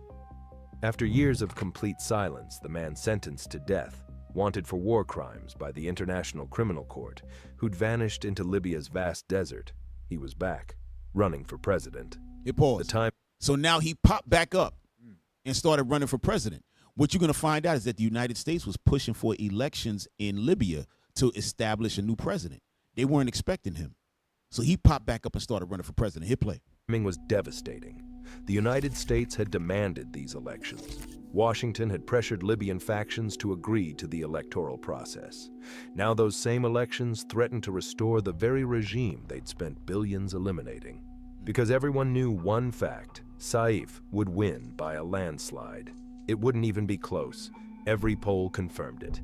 Every analyst agreed. The Gaddafi name still had immense power in Libya. Tribal loyalties remained strong, particularly in regions that had benefited under Gaddafi rule. War-weary Libyans desperate for stability, exhausted by years of militia conflicts and economic collapse, saw Saif as a return to order. They remembered the infrastructure projects, the oil wealth distribution, the functioning government, however oppressive it had been. For Washington, this was a nightmare scenario. Intelligence briefings became increasingly urgent. A Saif presidency would be catastrophic. He would consolidate power using his father's surviving networks, eliminate opponents systematically, and establish an authoritarianism that learned from Muammar's mistakes. It would be more efficient, more brutal, more stable, and therefore more permanent. It would be Gaddafi 2.0, a modern, educated, intelligent version of the same dictatorship. Hit pause. You see what they're saying? So basically they're saying that because he went to school, graduated in England, I think he went to school, and graduated with an economics degree, and I want to say could be political, something else. I know it was 2 degrees, but he was going to be a different version than his father because he knew how to talk with the international community. Muammar was a straight soldier, so he did everything hard with the hammer. But this guy was going to use the hammer too, but then speak to you nicely like how the United States do it. You know what I mean? But hit play. It would have been like Gaddafi never left. Everything America worked for, everything they'd invested in, everything they'd sacrificed would collapse overnight. This was when they had to shut down the elections completely. The December 2021 elections never happened. Hit pause. Right, so they stopped the election when this guy came back. This is United States now. Breaking the rules. Right. They was like, oh, man, we got a real one here. Oh, no, we got to stop the election. Now y'all stopping the election because they know that what? This guy get in power, we're not going to be able to, it's going to be hard for us to grab back Libya again, right? Because now he's going to be able, because he's going to come in harder than his father because he's going to knock off everybody and then everybody's going to rock with him. Yeah. Right? Go ahead, play. His electoral commission indefinitely postponed them, officially citing legal challenges and technical issues with candidate eligibility. But here's the truth. They scrapped the whole thing because it would do the nation more harm than good.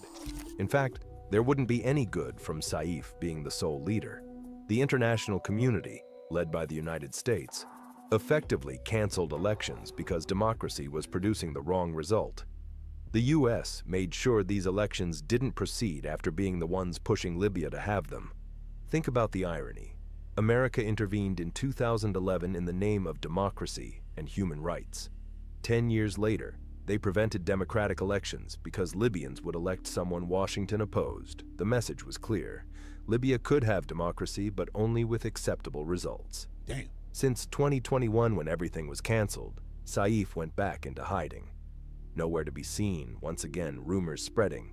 He may be dead. He may have fled to another country. Nobody knew for certain. But for American intelligence, everything changed after 2021.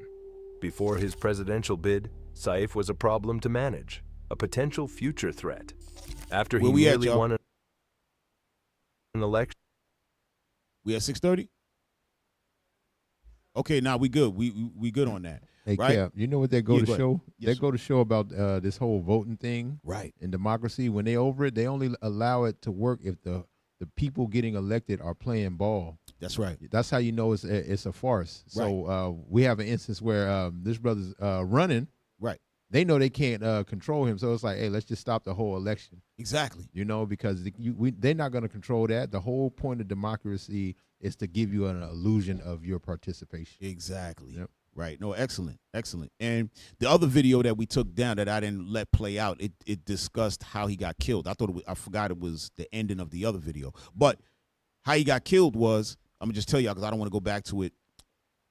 What it was that he was, again, in a spot by himself with his friends, right? Nobody knew where he was at, supposedly. 4 men came in, right? He's on the phone with his people. And then as somebody's coming in, because his friend so-called went to go grab some food or whatever, this team of men, he said, yo, it sounds like somebody's breaking in the house. This is the last words he was telling his guys on the phone. He gets off to go see what's up. Boom, they hear the shots. He got hit 7 times. But what they did before they came to see him, they went to go grab all of the security tapes, knock off the camera. So there's no video of nothing, right? Who's doing stuff like this? A 4-man team? Coming in, wiping everything clean, knocking them off, right? But watch this. Check this out. Bring up number 11. You just got to read this article real quick, right? So his sister came out and said, well, yeah, he didn't get killed in the house like that.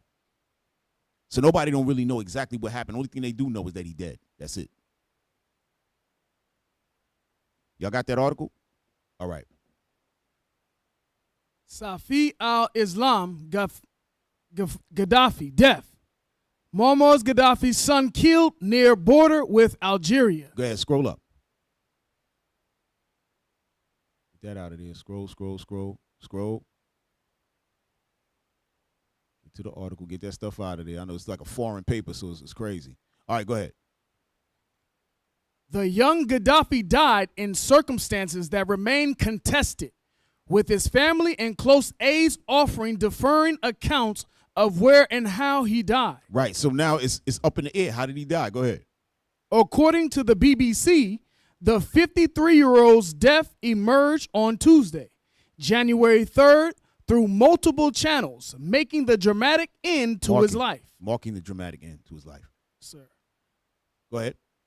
He had remained deeply entwined with Libya's turbulent politics long after his father was overthrown and killed in 2011. Okay, so we're going to scroll down a bit. We're not going to read the whole article. I want to get to where his sister jumped in there, right?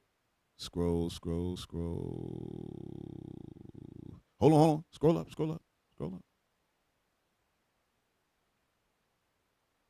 Okay, read that. His whereabouts had long been the subject of speculation. Blacked out. Go ahead.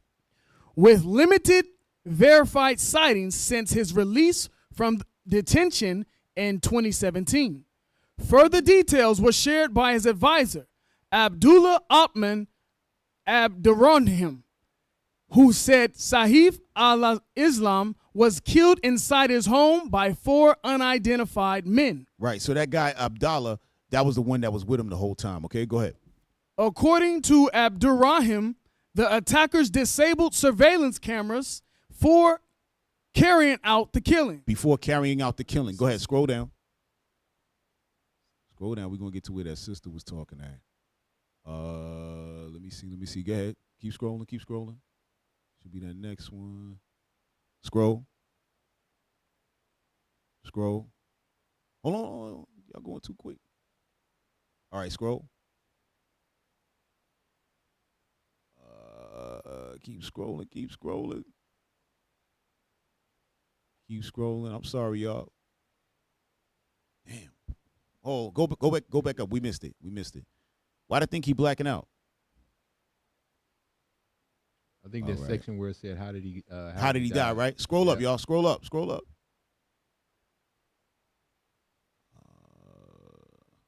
Go ahead, scroll up, y'all. Scroll. Damn. Must have went right past. I seen where it said his sister. That's what I was looking for. Damn.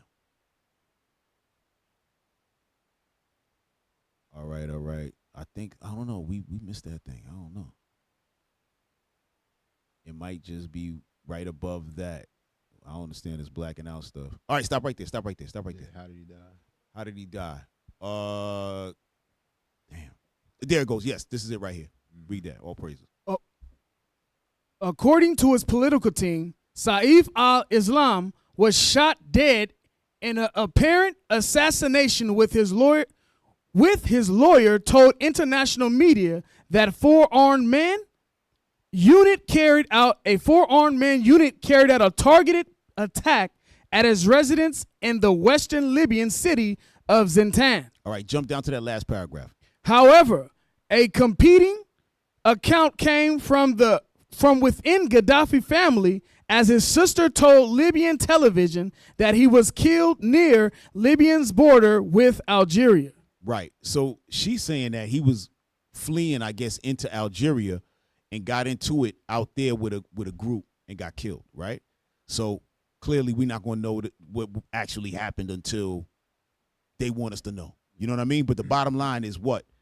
They want to take out these leaders with these ideas to do what? Create that greater Israel. We're about to get into it. Wait a minute. Yo, Officer Shem, what's going on? You just decided to show the hell up. Hey, bro. Hey, man. He doing the Officer Jadiel, just coming in whatever the hell he want. No, he just dropped in from the ceiling. I ain't even see him walk in here. Mission impossible, man. Yeah, what's going on, man? Everything hey, good? Man, what's happening? What's happening, my people? Yeah, man. Yeah, you had to shout out the people, man. It was looking. All right. All right, yo. All right, so now play number 13. We're going to get into the greater Israel. We got to run through this, y'all. Y'all got to see this. Number 13, y'all.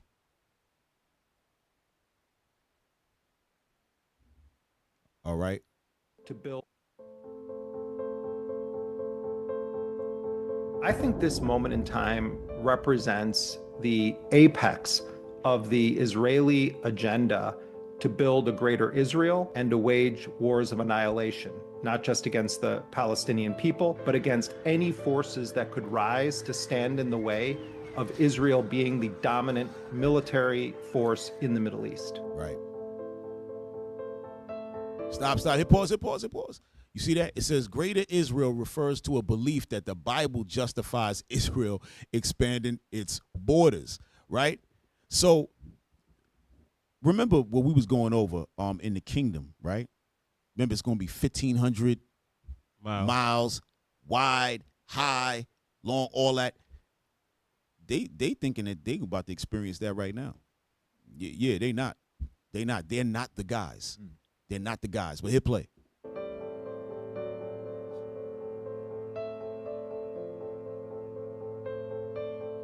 It's not that Israel is saying, we're going to march on Tehran and we're going to annex Iran. It's that they need Iran to be destroyed to make the rest of the project easier. Damn, you see that? Ho.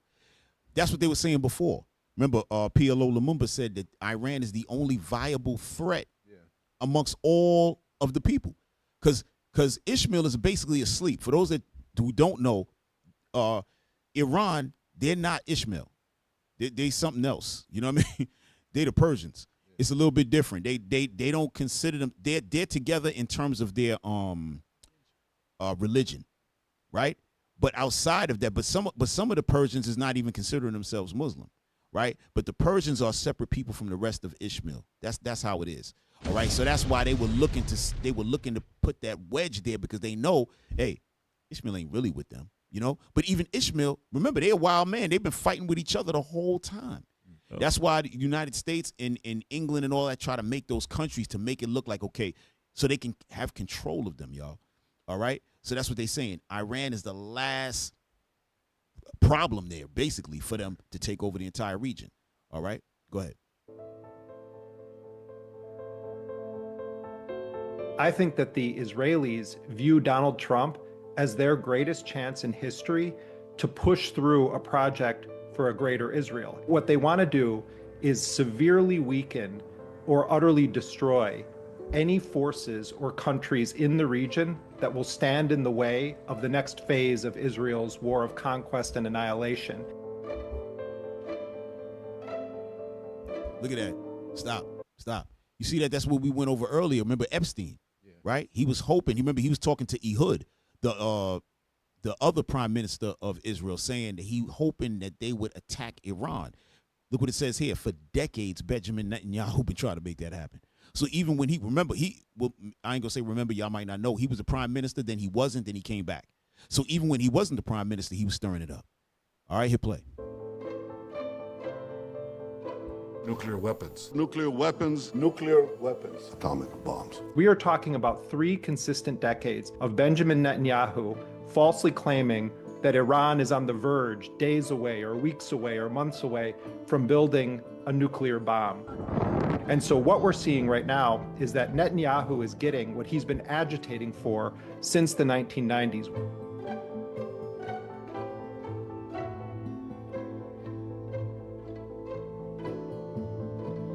They don't need it to be tied up into a neat bow. If you utterly destroy all of Iran's institutions and you leave that society in tatters, regime change could look like pure chaos, civil war, and from Donald Trump's perspective, there is a ticking clock on his time in office, and the Israelis don't know what is going to come next. And so what you've seen is the utter obliteration of Gaza. You see an aggressive attempt to annex greater parts of the occupied West Bank. You saw the wiping out of the upper echelons of Hezbollah in Lebanon, bombing the entire conventional military capability and capacity of Syria to ensure that whatever Arab government takes power won't have an ability to defend itself against Israel and its wars of expansion or conquest. The Israelis definitely want to see a massively weakened Iranian state that will make it much easier for them to pursue their agenda across the rest of the region. Right. And y'all can drop that. Right? So this is what it is. So with everybody, what they trying to do, they trying to get in there, lie to them, right? Fake negotiate, but they want to take over, right? They want to take over. At the end of the day, they either going to do it by, you know how the people say, by hook or by crook, right? They're going to come in there smooth. Give me Isaiah 21, right? Give me Isaiah 21, because, and we're going to start at verse 1. Actually, you can start at verse 2, right? We're going to get straight to it, right? Because these people are wicked as hell. They stabbing everybody in the back. They're going to do whatever they got to do. You can't listen to nothing they talking about. Everything is a lie. Go ahead, read that, bro. Isaiah chapter 21 and verse 2. A grievous vision is declared unto me. The treacherous dealer dealeth treacherously. The treacherous dealer dealeth treacherously. Who's that? That's Esau. That's Babylon. That's United States. That's Israel. Right? Go ahead. And the spoiler spoileth. Go ahead. Go up, O Elam. Go up, O Elam. Besiege, O Media. Right. That's talking about what? Persia, Media. Right? That's talking about what? That's what we're reading about today, Iran. Right? And the reason it says O Elam, O Media, because the Persian Empire had stretched all the way into India, all the way down in Iran and all of that. It was huge. Okay, go ahead. All the sign thereof have I made to cease. Right. Because what? They're going to raise up against the treacherous dealer. That's what it's talking about. You got something, bro? Yeah, I just like Job 5:12. All right. Because if you're not playing ball, they're knocking people off. You got to be in pocket. So watch this. The book of Job, chapter 5 and verse 12. He disappointeth the devices of the crafty, so that their hands cannot perform their enterprise. So everything they're trying to set up and get accomplished, the Lord he already got things set up to where it's not going to work. He taketh the wise and their own craftiness, and the counsel of the froward is carried headlong. Right. So that's it right there, man. Everything they're trying to do is going to be spoiled. No, 100%. There's no way in the world that. Again, the beautiful part about it, right, was when they said that they were trying to carry out God's mission. Right. This is God's mission, 100%. Right. When you go into, we talked about it, 2 Ezra 15. Go back to Micah. We left off from that purposefully because I knew we were gonna have to come right back to it. Right. Go back to Micah chapter 2. Right. We're gonna start in verse 1 again, but look right under in verse 2. Watch this. Right. The book of Micah, chapter 2, and you want to start at 1? Yes, sir. Verse 1. Woe to them that devise iniquity and work evil upon their beds. When the morning is light, they practice it, because it is in the power of their hand. Go ahead. And they covet fields. The field they coveting right now is the land of Iran, Persia. That's what they're coveting. They're coveting the fields, but they were doing what? It said that they was devising sin in their minds. They thinking about it, decades. We got to get it. Go ahead. And they take them by violence. Are they not trying to take it by violence right now? Go ahead. And houses. And take them away. Go ahead. So they oppress a man and a house. Because they want to oppress a man and his house. Go ahead. Even a man and his heritage. A man and his heritage. That's what they're trying to do. What did it say? That they're going to do what? Stir up conflict, right? They bombed the schools, right? By them bombing the school of the kids, you might be thinking, oh, maybe they made a mistake. No, they want the people to turn on the government and say, see what you doing? You making them bomb us and kill us. That's what they're trying to do. All right? They trying to create what? Civil wars, all of that unrest, so that this way they could just waltz right in. They don't really want that war. That's why Ahmadinejad said, what? They really want problems with us? You can't even handle Gaza. Right. You don't really want it with us. They don't. They don't really want it with them, right? So they trying to do what? Different things. Watch this. Hey, y'all ready? Y'all ready back there? I want y'all to bring something up. Watch this. Hold on. Where's that thing? Damn. Oh, here you go. Bring up 22 real quick. Because they said something. They want to create chaos and all of that, right? Watch this. Bring up number 22. Watch this, y'all. Turning now to the Gulf situation, which we just talked about with Dr. Trita Parsi, the entire region in flame and also deeply afraid of what it means if they run out of interceptors. We did want to start, though, with this extraordinary accusation by Tucker Carlson reporting that there were Mossad plots and agents arrested by 2 different Gulf countries trying to foment terror and chaos in these countries. Let's take a listen. It really, really hurts these countries, and Israel wanted to hurt these countries. That's the point. Wanted to hurt these countries, wanted to sow chaos and disorder because they are rivals of Israel. So it's probably hasn't been reported, but it's a fact that last night in Qatar and Saudi Arabia, authorities arrested Mossad agents planning on committing bombings in those countries. Now, that's weird. That doesn't make any sense. Why would the Israelis be committing bombings in 2 Gulf countries which are also being attacked by Iran? Aren't they on the same side? No. Right. No. Right. Israel wants to hurt Iran and Qatar and UAE and Saudi and Bahrain and Oman and Kuwait. Extraordinary claim there by Tucker Carlson, and obviously highlighting the big. But listen, y'all, but that goes into the greater Israel. So you might be thinking, what they're going to do, just take over all these countries and call them Israel? They want the United States of Israel. That's what they're trying to do. That's what they're trying to do. It's just like the United States. That's what they're trying to do over there, right? Because they're supposed to be on the side of what? Of, I'm sorry. I'm sorry. I forgot what he was saying in terms of, the Saudis and all of that, right? They got stuff going on in Saudi land. I'm going to show y'all that, right? All of their so-called allies, they're doing stuff in those allied countries, right? To do what? To make it look like there's terrorists. Now, there is going to be some real terrorists. No question about it. But they're setting the tone. I'm telling you, this thing is crazy, y'all. It's super crazy. Hold on. You got something while I'm scrolling through here?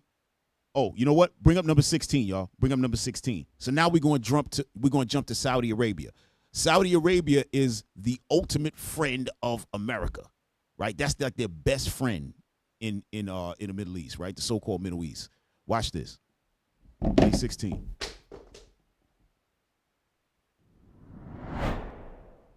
Trump has abandoned Saudi Arabia during this war. And they should have voted Kamala. They should have voted Kamala. But Israel is actually striking the oil production in Saudi Arabia and trying to blame it on Iran. Okay, stop. You see that? Israel is the one bombing the oil reserves in Saudi Arabia, and they blaming it on Iran, right? But watch this. Go ahead. But a lot of people thought it was Iran, right? Because Iran is hitting the other Arab states in the Gulf that have United States military bases, but they're only hitting the military bases. Yeah, they're very accurate. Their missiles better than, I would say, our missiles. That's embarrassing. Yeah, and so well, here's what this is a Saudi political analyst, Suleiman Al-Aqwali, on Al Jazeera. Here he says that America has abandoned them. Let's listen. He says U.S. defense center on Israel. Without Gulf states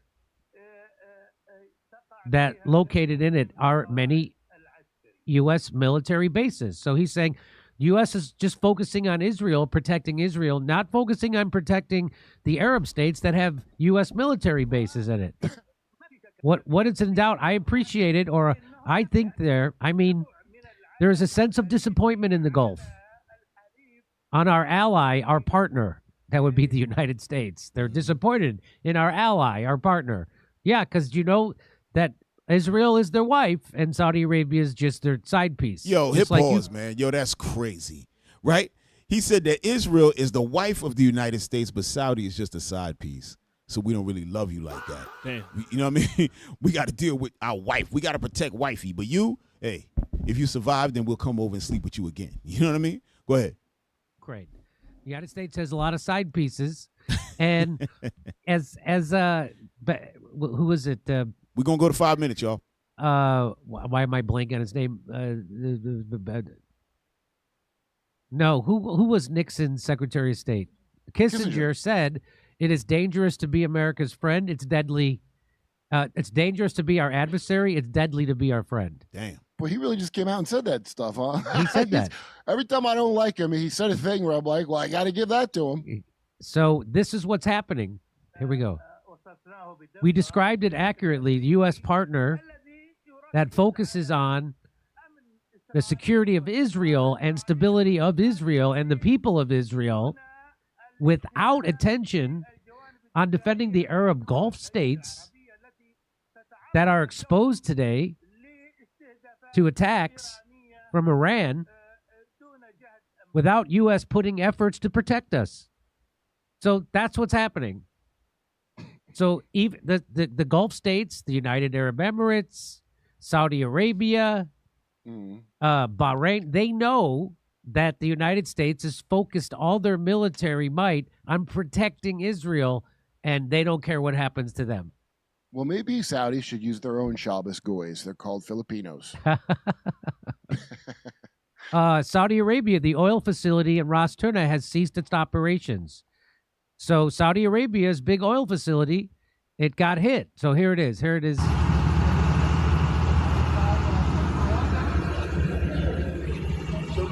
Now, people thought that was Iran that did that.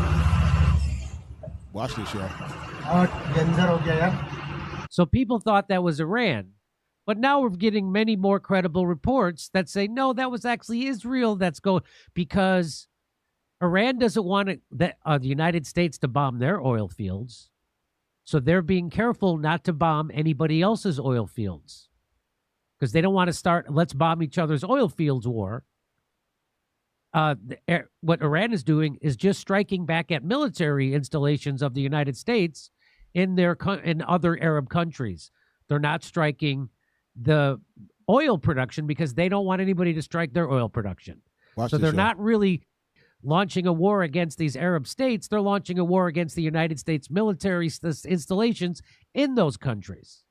So so right now here we have Ryan Razbiniani says, just in, Iranian state media shares Iran did not attack the Ras Tanura oil refinery in Saudi Arabia, Tanura oil refinery. It was Israel. Tasnim news agency reports the attack on the Saudi Aramco refinery was carried out by Israel, and Iran did not strike any oil facilities in Saudi Arabia. In fact, here, I'll get a video for you to tell you the same thing. We have already been in touch with our Saudi brothers, and we have talked about this issue. Iran is not responsible for the attack against the oil installations in Saudi Arabia. We have made it clear, we have officially announced today that was not one of the targets of the Iranian armed forces. All right. Yo, y'all can drop that. You see that? So Iran came out and did what? They called, they said, we spoke to our Saudi brothers. They called them and said, listen, that ain't us. We ain't do that. And Saudi, knowing them enough, to said, all right, cool. We know it ain't you. Y'all see, you see what's happening here. So Israel don't give a damn about nothing. They were looking to expand and do this by any means necessary. All right. But basically what we're telling you with that is that we were talking earlier. How is Saudi? How are the rest of the Arab nations going to wind up coming together through things like this? This is how they're going to wind up getting behind Iran and saying, yo, we rolling with you. The Dragons of Arabia is going to roll with Carmania and do damage. You know what I'm saying? Y'all got something? Y'all got something? Yeah. Go ahead. You had said something earlier, like they saying they doing God's work, right? Right. And trying to build this thing up. But we know that it's not God's work because the scriptures say something totally different. Give me Zechariah 4. Hold on. Before you do that, it is God's work. Yeah, because that's what we were bringing out earlier. You wasn't here, so you didn't see the actual quote and everything what they said. It was beautiful, but they literally are doing God's work because they're putting themselves in position to get killed.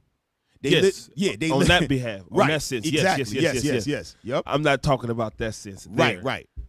Because they think they doing something. Exactly. They think that something is positive for them is gonna come out of it, but it's not. Right. Ain't nothing positive coming out for you. You doing what you supposed to do in order to get tucked away. That's the point. Give me Zechariah chapter 4 verse 6. Because when the real people get the land, it ain't gonna be by gunplay. It ain't gonna be by watch. Go ahead, read that.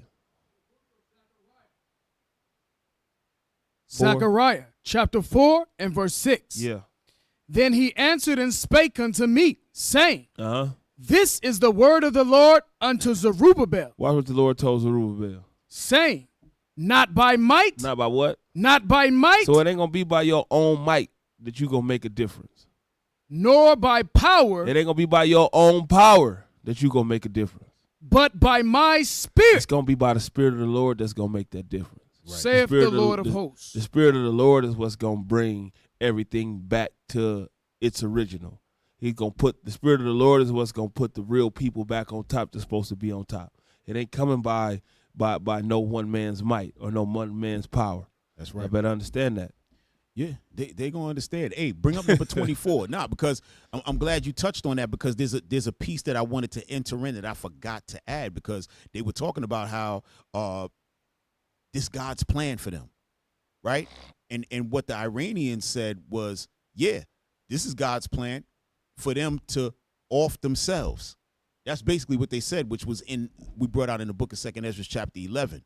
But I want y'all to see, remember we talked about they got a satanic understanding of the scriptures, right? They built something different, the opposite, a deceitful thing. But look at this. I want to show y'all something. There's a guy named, well, he's dead now. He was a colonel, Michael Aquino, right? And he was in the service. Watch this. Just play this thing. Number 24, y'all might have to like just like kind of like what they say, scrub it a little bit to where it actually starts. It should be like around maybe 15, 20 seconds or something of the video, because there's a bunch of little foolishness going on in the beginning of it. I want y'all to see something, all right? Because Satan runs this whole situation. You know what I'm saying? That's why the Lord said, what? The earth is given into the hand of the wicked. All right? It's happening right now. Watch this, y'all. 24. Once again, a warning about some tough language and descriptions in a report that we'll have for you in just a moment. Let me introduce you first, though, to Zena LaVey. Her father, Anton LaVey, is, I guess, the founding father of Satanism in this country. Founding it about 25 years ago, Zena? Yeah, approximately 25 years. Can you tell us with any certainty how widespread the religion of Satanism is in this country or around the world? Well, the religion is worldwide. We have members just throughout the world. Dr. Aquino, the high priest of the Church of Set. Temple of Set. Temple of Set, also a colonel. This guy right here is a colonel, right, in the army, in the military, literal colonel, all right? And he's the head of the Temple of Set, which is a satanic organization. And the government knows about it, right? Go ahead, hit play. Interestingly enough, in the United States Army, what is it, this Satanism? I think that there is some confusion tonight because this same term means something different to Satanists than it does to Christians in the United States. By our own standards, the people who you've shown in these film clips would not be Satanists, either present or in the past. Rather, they would be the failures of a conventional religion. I appreciate your opinion. What is it? In our investigation, we discovered that some of Satan's soldiers are also high-ranking officers in the United States military. Hit pause. Here at San Francisco. Hit pause. So they're saying the Satanists, they're also high-ranking in the United States military, right? So now we're not going to be, we could drop that. I don't want to stay with that too much, right? You see him there. Stay right there for a second. That's him with a picture. Anton LaVey is the head of the satanic church. And in the middle is what? Sammy Davis Jr., right? Now, why is Sammy Davis with these people smiling? They not even smiling like that. Damn. The hell you smiling like that for? But remember, Sammy had became part of the Amalek crew. You know what I mean? Dealing with that star Moloch and all of that. They was doing much madness in the Kabbalah and all that, right? This is it right here. Y'all could go into that. It's more on that, but our time is crazy. You know what I mean? It's so much to get into. But the point of the matter is, he was putting that satanic understanding and the way to deal in war, that's at the very top. So that's why they said that there's a religious component to all of this. When they say in religion, they're not talking about Christianity. Right. They talking about that right there. That satanic thing right there, y'all. I think we can squeeze in like one more. I want to show y'all. Bring up number 20, right? Because Iran has been smashing. They haven't been talking about it, but Iran been smashing U.S. facilities, hitting any country that the United States is down with, touching them. We got a lot on it, but we're just going to show, because I think this kind of goes into a little bit good. Bring up video number 20. Israel and the United States have attacked Iran. They've followed up on their 12-day war and now turned it into who knows how long this is going to go on for. But it's way, way more serious than what happened during the 12-day war. I mean, just in the last 24, 36 hours, they've murdered, the Israelis and Americans have murdered Sayyid Ali Khamenei, who in English we say supreme leader, but I mean, it doesn't really encapsulate the role that he plays in terms of his religious mandate and culturally speaking. Let me just say it this way. Let me put it this way. It's an obscene crime. I mean, it's worse than killing the president. Okay, it's that bad. Damn. Yes, y'all see that? Killing him is like worse than killing the president, because the president doesn't have any religious or cultural significance to American people, right? He's just like a political guy. But this man is a political man. He's a spiritual guider. He's a cultural situation icon, right? So to them, this is way worse, meaning they coming back for some blood. That's really what he's saying. Right. Go ahead. It's really that bad. They murdered him in his home with his family. And then they of course, launched a bunch of attacks on a girls' school, even like over 100 schoolgirls murdered, and a bunch of military targets and civilian targets, hospitals, etc., etc. You know what the Israelis and Americans. And so in response, Iran have struck all of the US bases in the region. I mean, we're going to go through them one by one, okay? We're going to start with Bahrain. So in Bahrain, you have the United States Navy, the Fifth Fleet specifically, stationed out of Bahrain, out of Manama, the capital. And, me being not just a journalist, but someone who's really big on counter surveillance, right? Like and cybersecurity. Seeing the Iranians blow up this radome, excuse me, it's really something. Okay, so this radome is basically an NSA station. So the NSA, the National Security Agency of the United States, have a base. It's not very secret, is it? Inside of this naval base, which is, it's something they've been doing for decades. It's nothing new, but that is usually cloaking, air traffic control systems. It could also be radar, or it could be satellite communication, SATCOM. It costs a lot of bloody money, and just no air defense, nothing. Just gone. It's absolutely insane. And the videos coming out of it. Pay attention to the audio, by the way. Yeah.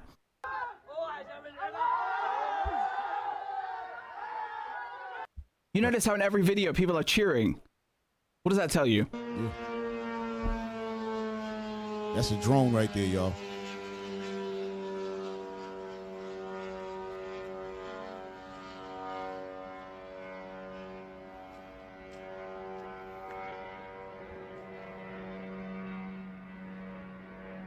Hey, listen. Allahu Akbar! Yeah, and these drones, y'all, right? These That's drones, the same attack. Yeah, these drones are not one with a missile on it and dropping it. The drone is the bomb. So they taking the drone and flying it right into stuff. That's how they doing. Go ahead. It's just from a different angle, yeah?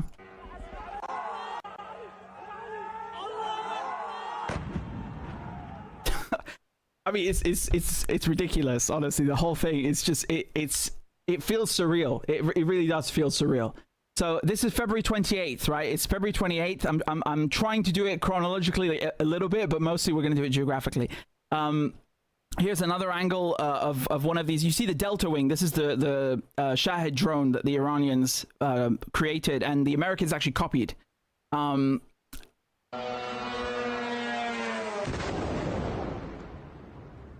Yeah, it's bloody madness, right? So all of these clips that I'm showing you right now, they're of the Fifth Fleet. Okay, the headquarters of the Fifth Fleet of the U.S. Navy in Bahrain, in Manama. Okay, I mean, it's just they're wrecking. So listen. In this video, what he's showing you is 9 different installations in countries where Iran is touching the United States. This one here is Bahrain. He's just showing you a few in this one place. The whole video, he's showing you all the different places, right? But hit play. And they're absolutely destroying them. Okay, like what you really don't have any idea how extensive Iran's response has been. No one does, because half of it is being censored.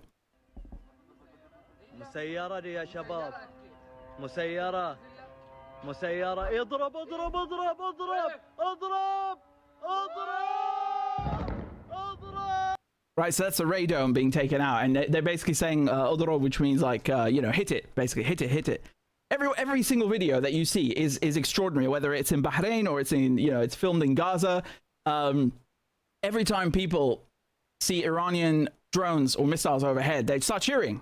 What does that tell you about how people in the region feel regarding the United States and having U.S. bases on their soil? It tells you that they don't fucking want them there, do they? Right. Look at this, y'all.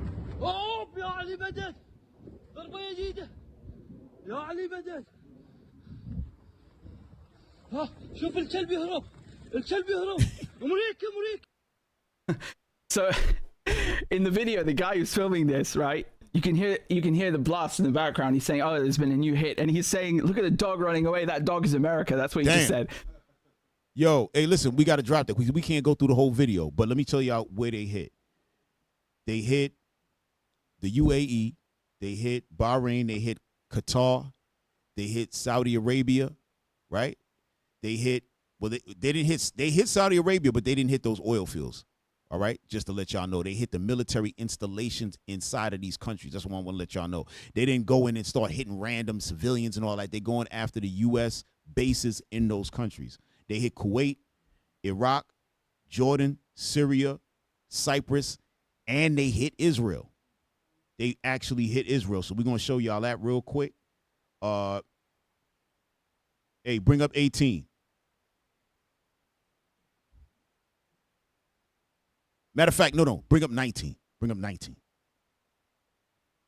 19, y'all. I'm sorry. Yeah. Okay, there you go.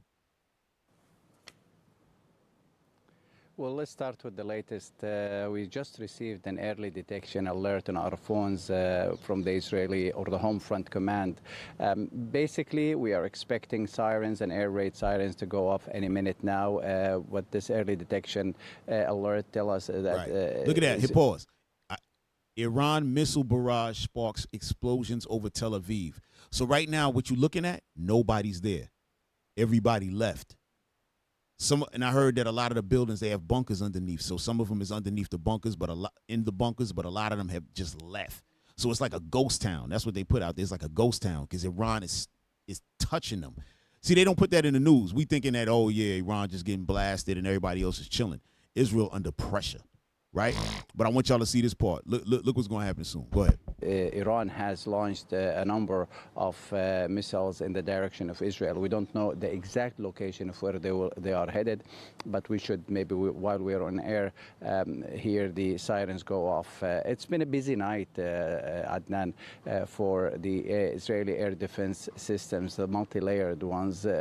About 7 or 8 waves of Iranian missiles were launched in the direction of Israel, and that kept the Israeli air defense systems busy overnight. What was interesting is that one of those missiles that exploded over central Israel near Tel Aviv here is a missile that produces cluster rockets or bombs. Yeah. Hit pause. So they have a missile that comes down and goes into like 100 different bombs. Like literally just breaks apart into different, like 100 pieces and falls all over the place and just tear up everything. Yeah, Iran got some stuff, man. Go ahead, play. Sub-munitions or sub-bombs, and those are 2.5 kilos each in size and create widespread damage across an area of about 8 kilometers or so. And Israel says that it's faced this missile in the past, but this is probably the 3rd or 4th time that Iran has used this advanced Khaybar Shikan missile, which means or translates to a bunker buster. See that? So basically, they're bunker busters, meaning that they know that the Israelis are hiding underneath, so that these bombs is going to tear that thing open and get them down there, like what they did to Ahmadinejad and them. That's exactly what they're trying to do. Go ahead. And who knows how many Israelis was killed, but they're not really saying that, right? Because they don't want to look weak. Go ahead. In this war, in the last 7 days, this is a relatively new missile in Iran's stockpile. It was made or started to be manufactured back in 2022, and one of the most, if not the most advanced Iranian missiles. So far, according to the Israeli authorities, nearly 1,600 Israelis have been taken to the hospital. There you go. So, as expected, Adnan. Do you need to go indoors? Mohammed, obviously you need to make a decision about whether you can stay on air with us. We're okay for now. He said he's Let okay. me just stand. But yet he's leaving. Come on, stop playing. For real. Yeah. No, we okay. We can stay for a while. Let me get out of the way. Yo. Right? Hey, listen, we got to rock 2 more. Y'all got to see this. Play number 18 is real quick. Play 18 is real quick. It's, another bombing of Israel, right? And it's important to show this because you got to see the whole side of it. You got to see, because people thinking Iran is just sitting there and just getting smacked up and trying to hide and all that. No. Like they said, they ready. They ready to go to war. They said, yo, you want to come in here, that's up to you. There's another video where the leader of Iran said, listen, if they want to come in here, that's up to them. Once they come in here, we got them. Like, that's it. We don't care. Go ahead, play.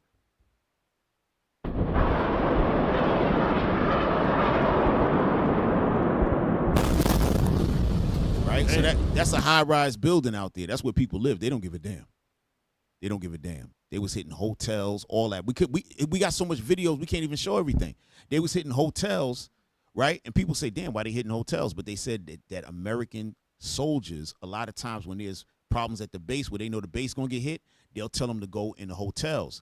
And then Iran has that knowledge, so they hit the hotel. You know what I mean? So they trying to knock them off in the hotel. That's why a lot of the troops, United States troops, is dead. They not saying nothing. You know, they I'm telling you, oh boy.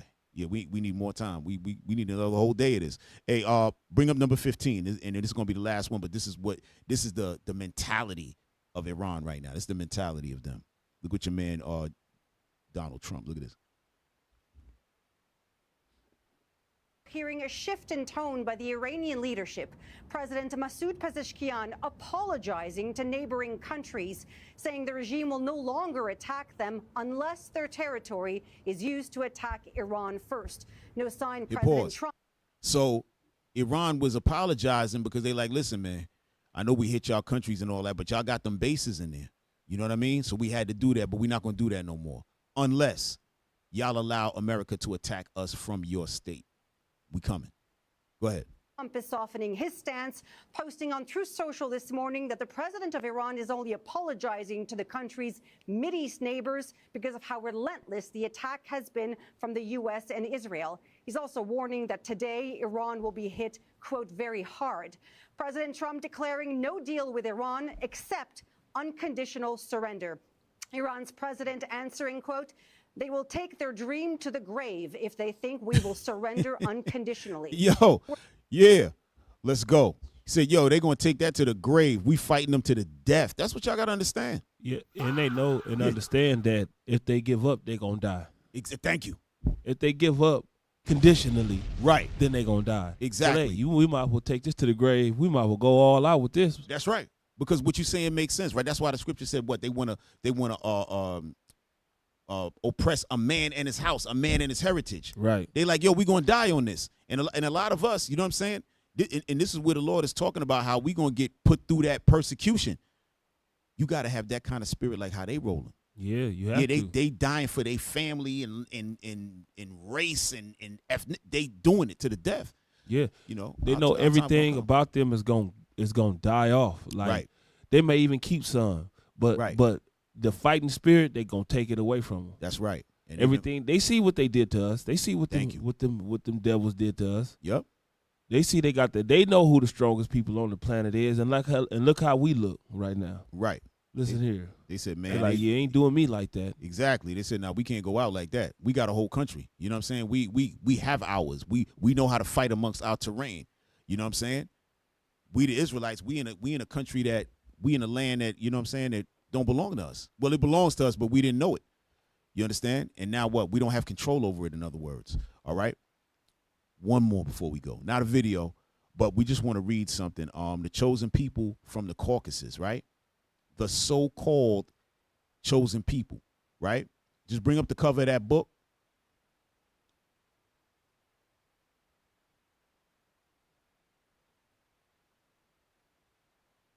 Bring up, yeah, there you go. Read that cover, bro. Chosen.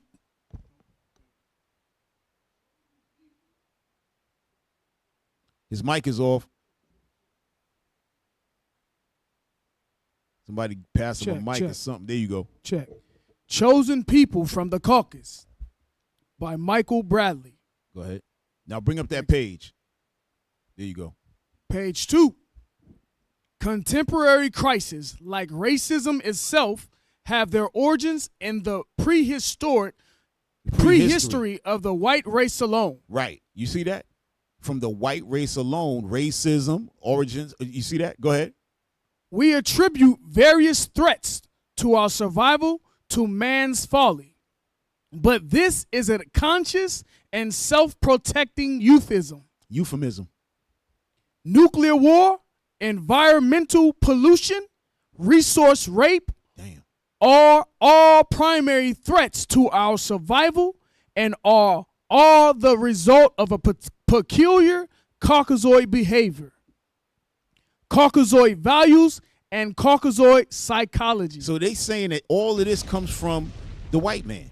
That's what this is saying. This is written by white people. You know what I'm saying? So don't look at us. We ain't write the book, right? It's saying peculiarly Caucasoid behavior, Caucasoid values, Caucasoid psychology. All right. When you read in Genesis 25, it says what? That us and them are totally different people. Totally different. Read on. There is no way to avoid the truth. The problem with the world is the white man. Damn. Hell yeah. That's it. That's it. Y'all can drop that. Straight cancer. You know? The devil. Damn. The devil. Yeah, we figured we going to end it on that. And by the way, the Booster Club. All right? All praise to the Lord. You know what I'm saying? Excellent. We had a lot more, but, you know, time constraints, right? Lord's will, next time we going to, you know, it's so much stuff coming out in the news about these wars and everything, so much deep conversation we could really go on, and we'll bring it back and touch some stuff, right? But what we found out today, that Epstein's still involved. This man been dead, and he's still involved. His war, right? Epstein war. You can't make it up, right? So, hey, donate to the Booster Club, the Isaiah 11:11 project, all right? Help us out. We have to span the four corners of the earth and bring our people back as one, all right? It's coming to an end. Y'all see it, right? It's not tomorrow. It ain't going to be the next day. But y'all see it happening in front of your eyes, all right? So what? Donate so we could do what? Gather the 12 tribes. It's a light thing. It says it's a light thing that you should go out and gather the 12, all right? Give what you can, y'all. Give what you can. Which is everything. All right? And also save a couple dollars for us, you know what I mean, here at the Nehemiah Squad, all right? Here go the QR code. Hit that up, all right? IUIC.norcal@israelunite.org. That's the PayPal. So cheer. Go on and pay, pal. Yeah, go on and pay, pal. All right. Yeah, so next week we're gonna be on here. We're gonna continue. Probably the conversation is gonna be with the war. All right. And then the following weeks we got like 3 guests lined up for y'all. Crazy guests coming on. Yeah, we got some stuff coming on. If y'all remember what happened to our young brother Tamir Rice was killed, a young boy in Cleveland. His mom is going to come on the show. It's going to be excellent. We got the Johnson family coming on as well. A couple weeks after that, we got man, I can't remember everything. We got a lot going on. And the Johnson family is who we helped out in the Carolinas. Kendrick Johnson. Kendrick Johnson, yes. All right. The dad is going to be on. Okay. It's a lot. I'm trying to remember the other guests, but we got everything's getting lined up. It's been a lot of juggling going on, but it's good because we had the opportunity to start bringing this stuff out as well, which we love to do, you know? Just make sure y'all tuned in. That's right. It's going to be another one like the other one. It's going to be a lot of people.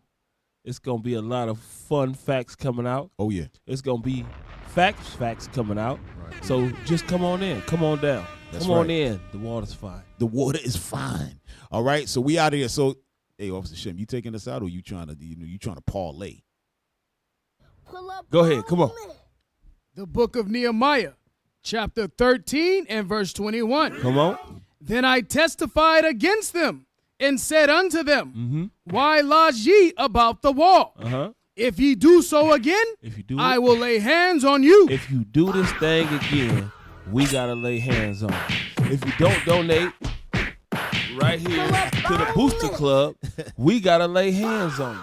And if you think we going out without a fight, boy, we got to lay hands on you. And it's the show. This the Nehemiah Squad. Cheer. Thank y'all for tuning in. We are your hosts. We got the mighty Captain Zakai, Officer Shim, and Officer Judah. Yes, we out. All praises. Most High Christ bless y'all. Shalom.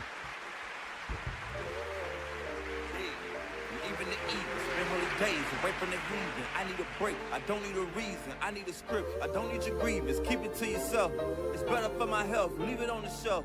Ain't hearing nothing else, tonight and tonight. Knowing the price, pay it off for my life. Till it's out with your lights, do it all for the Christ. And he ain't playing nice, knew the end from the start. Fix your face like it's art, the sons of a simp, call them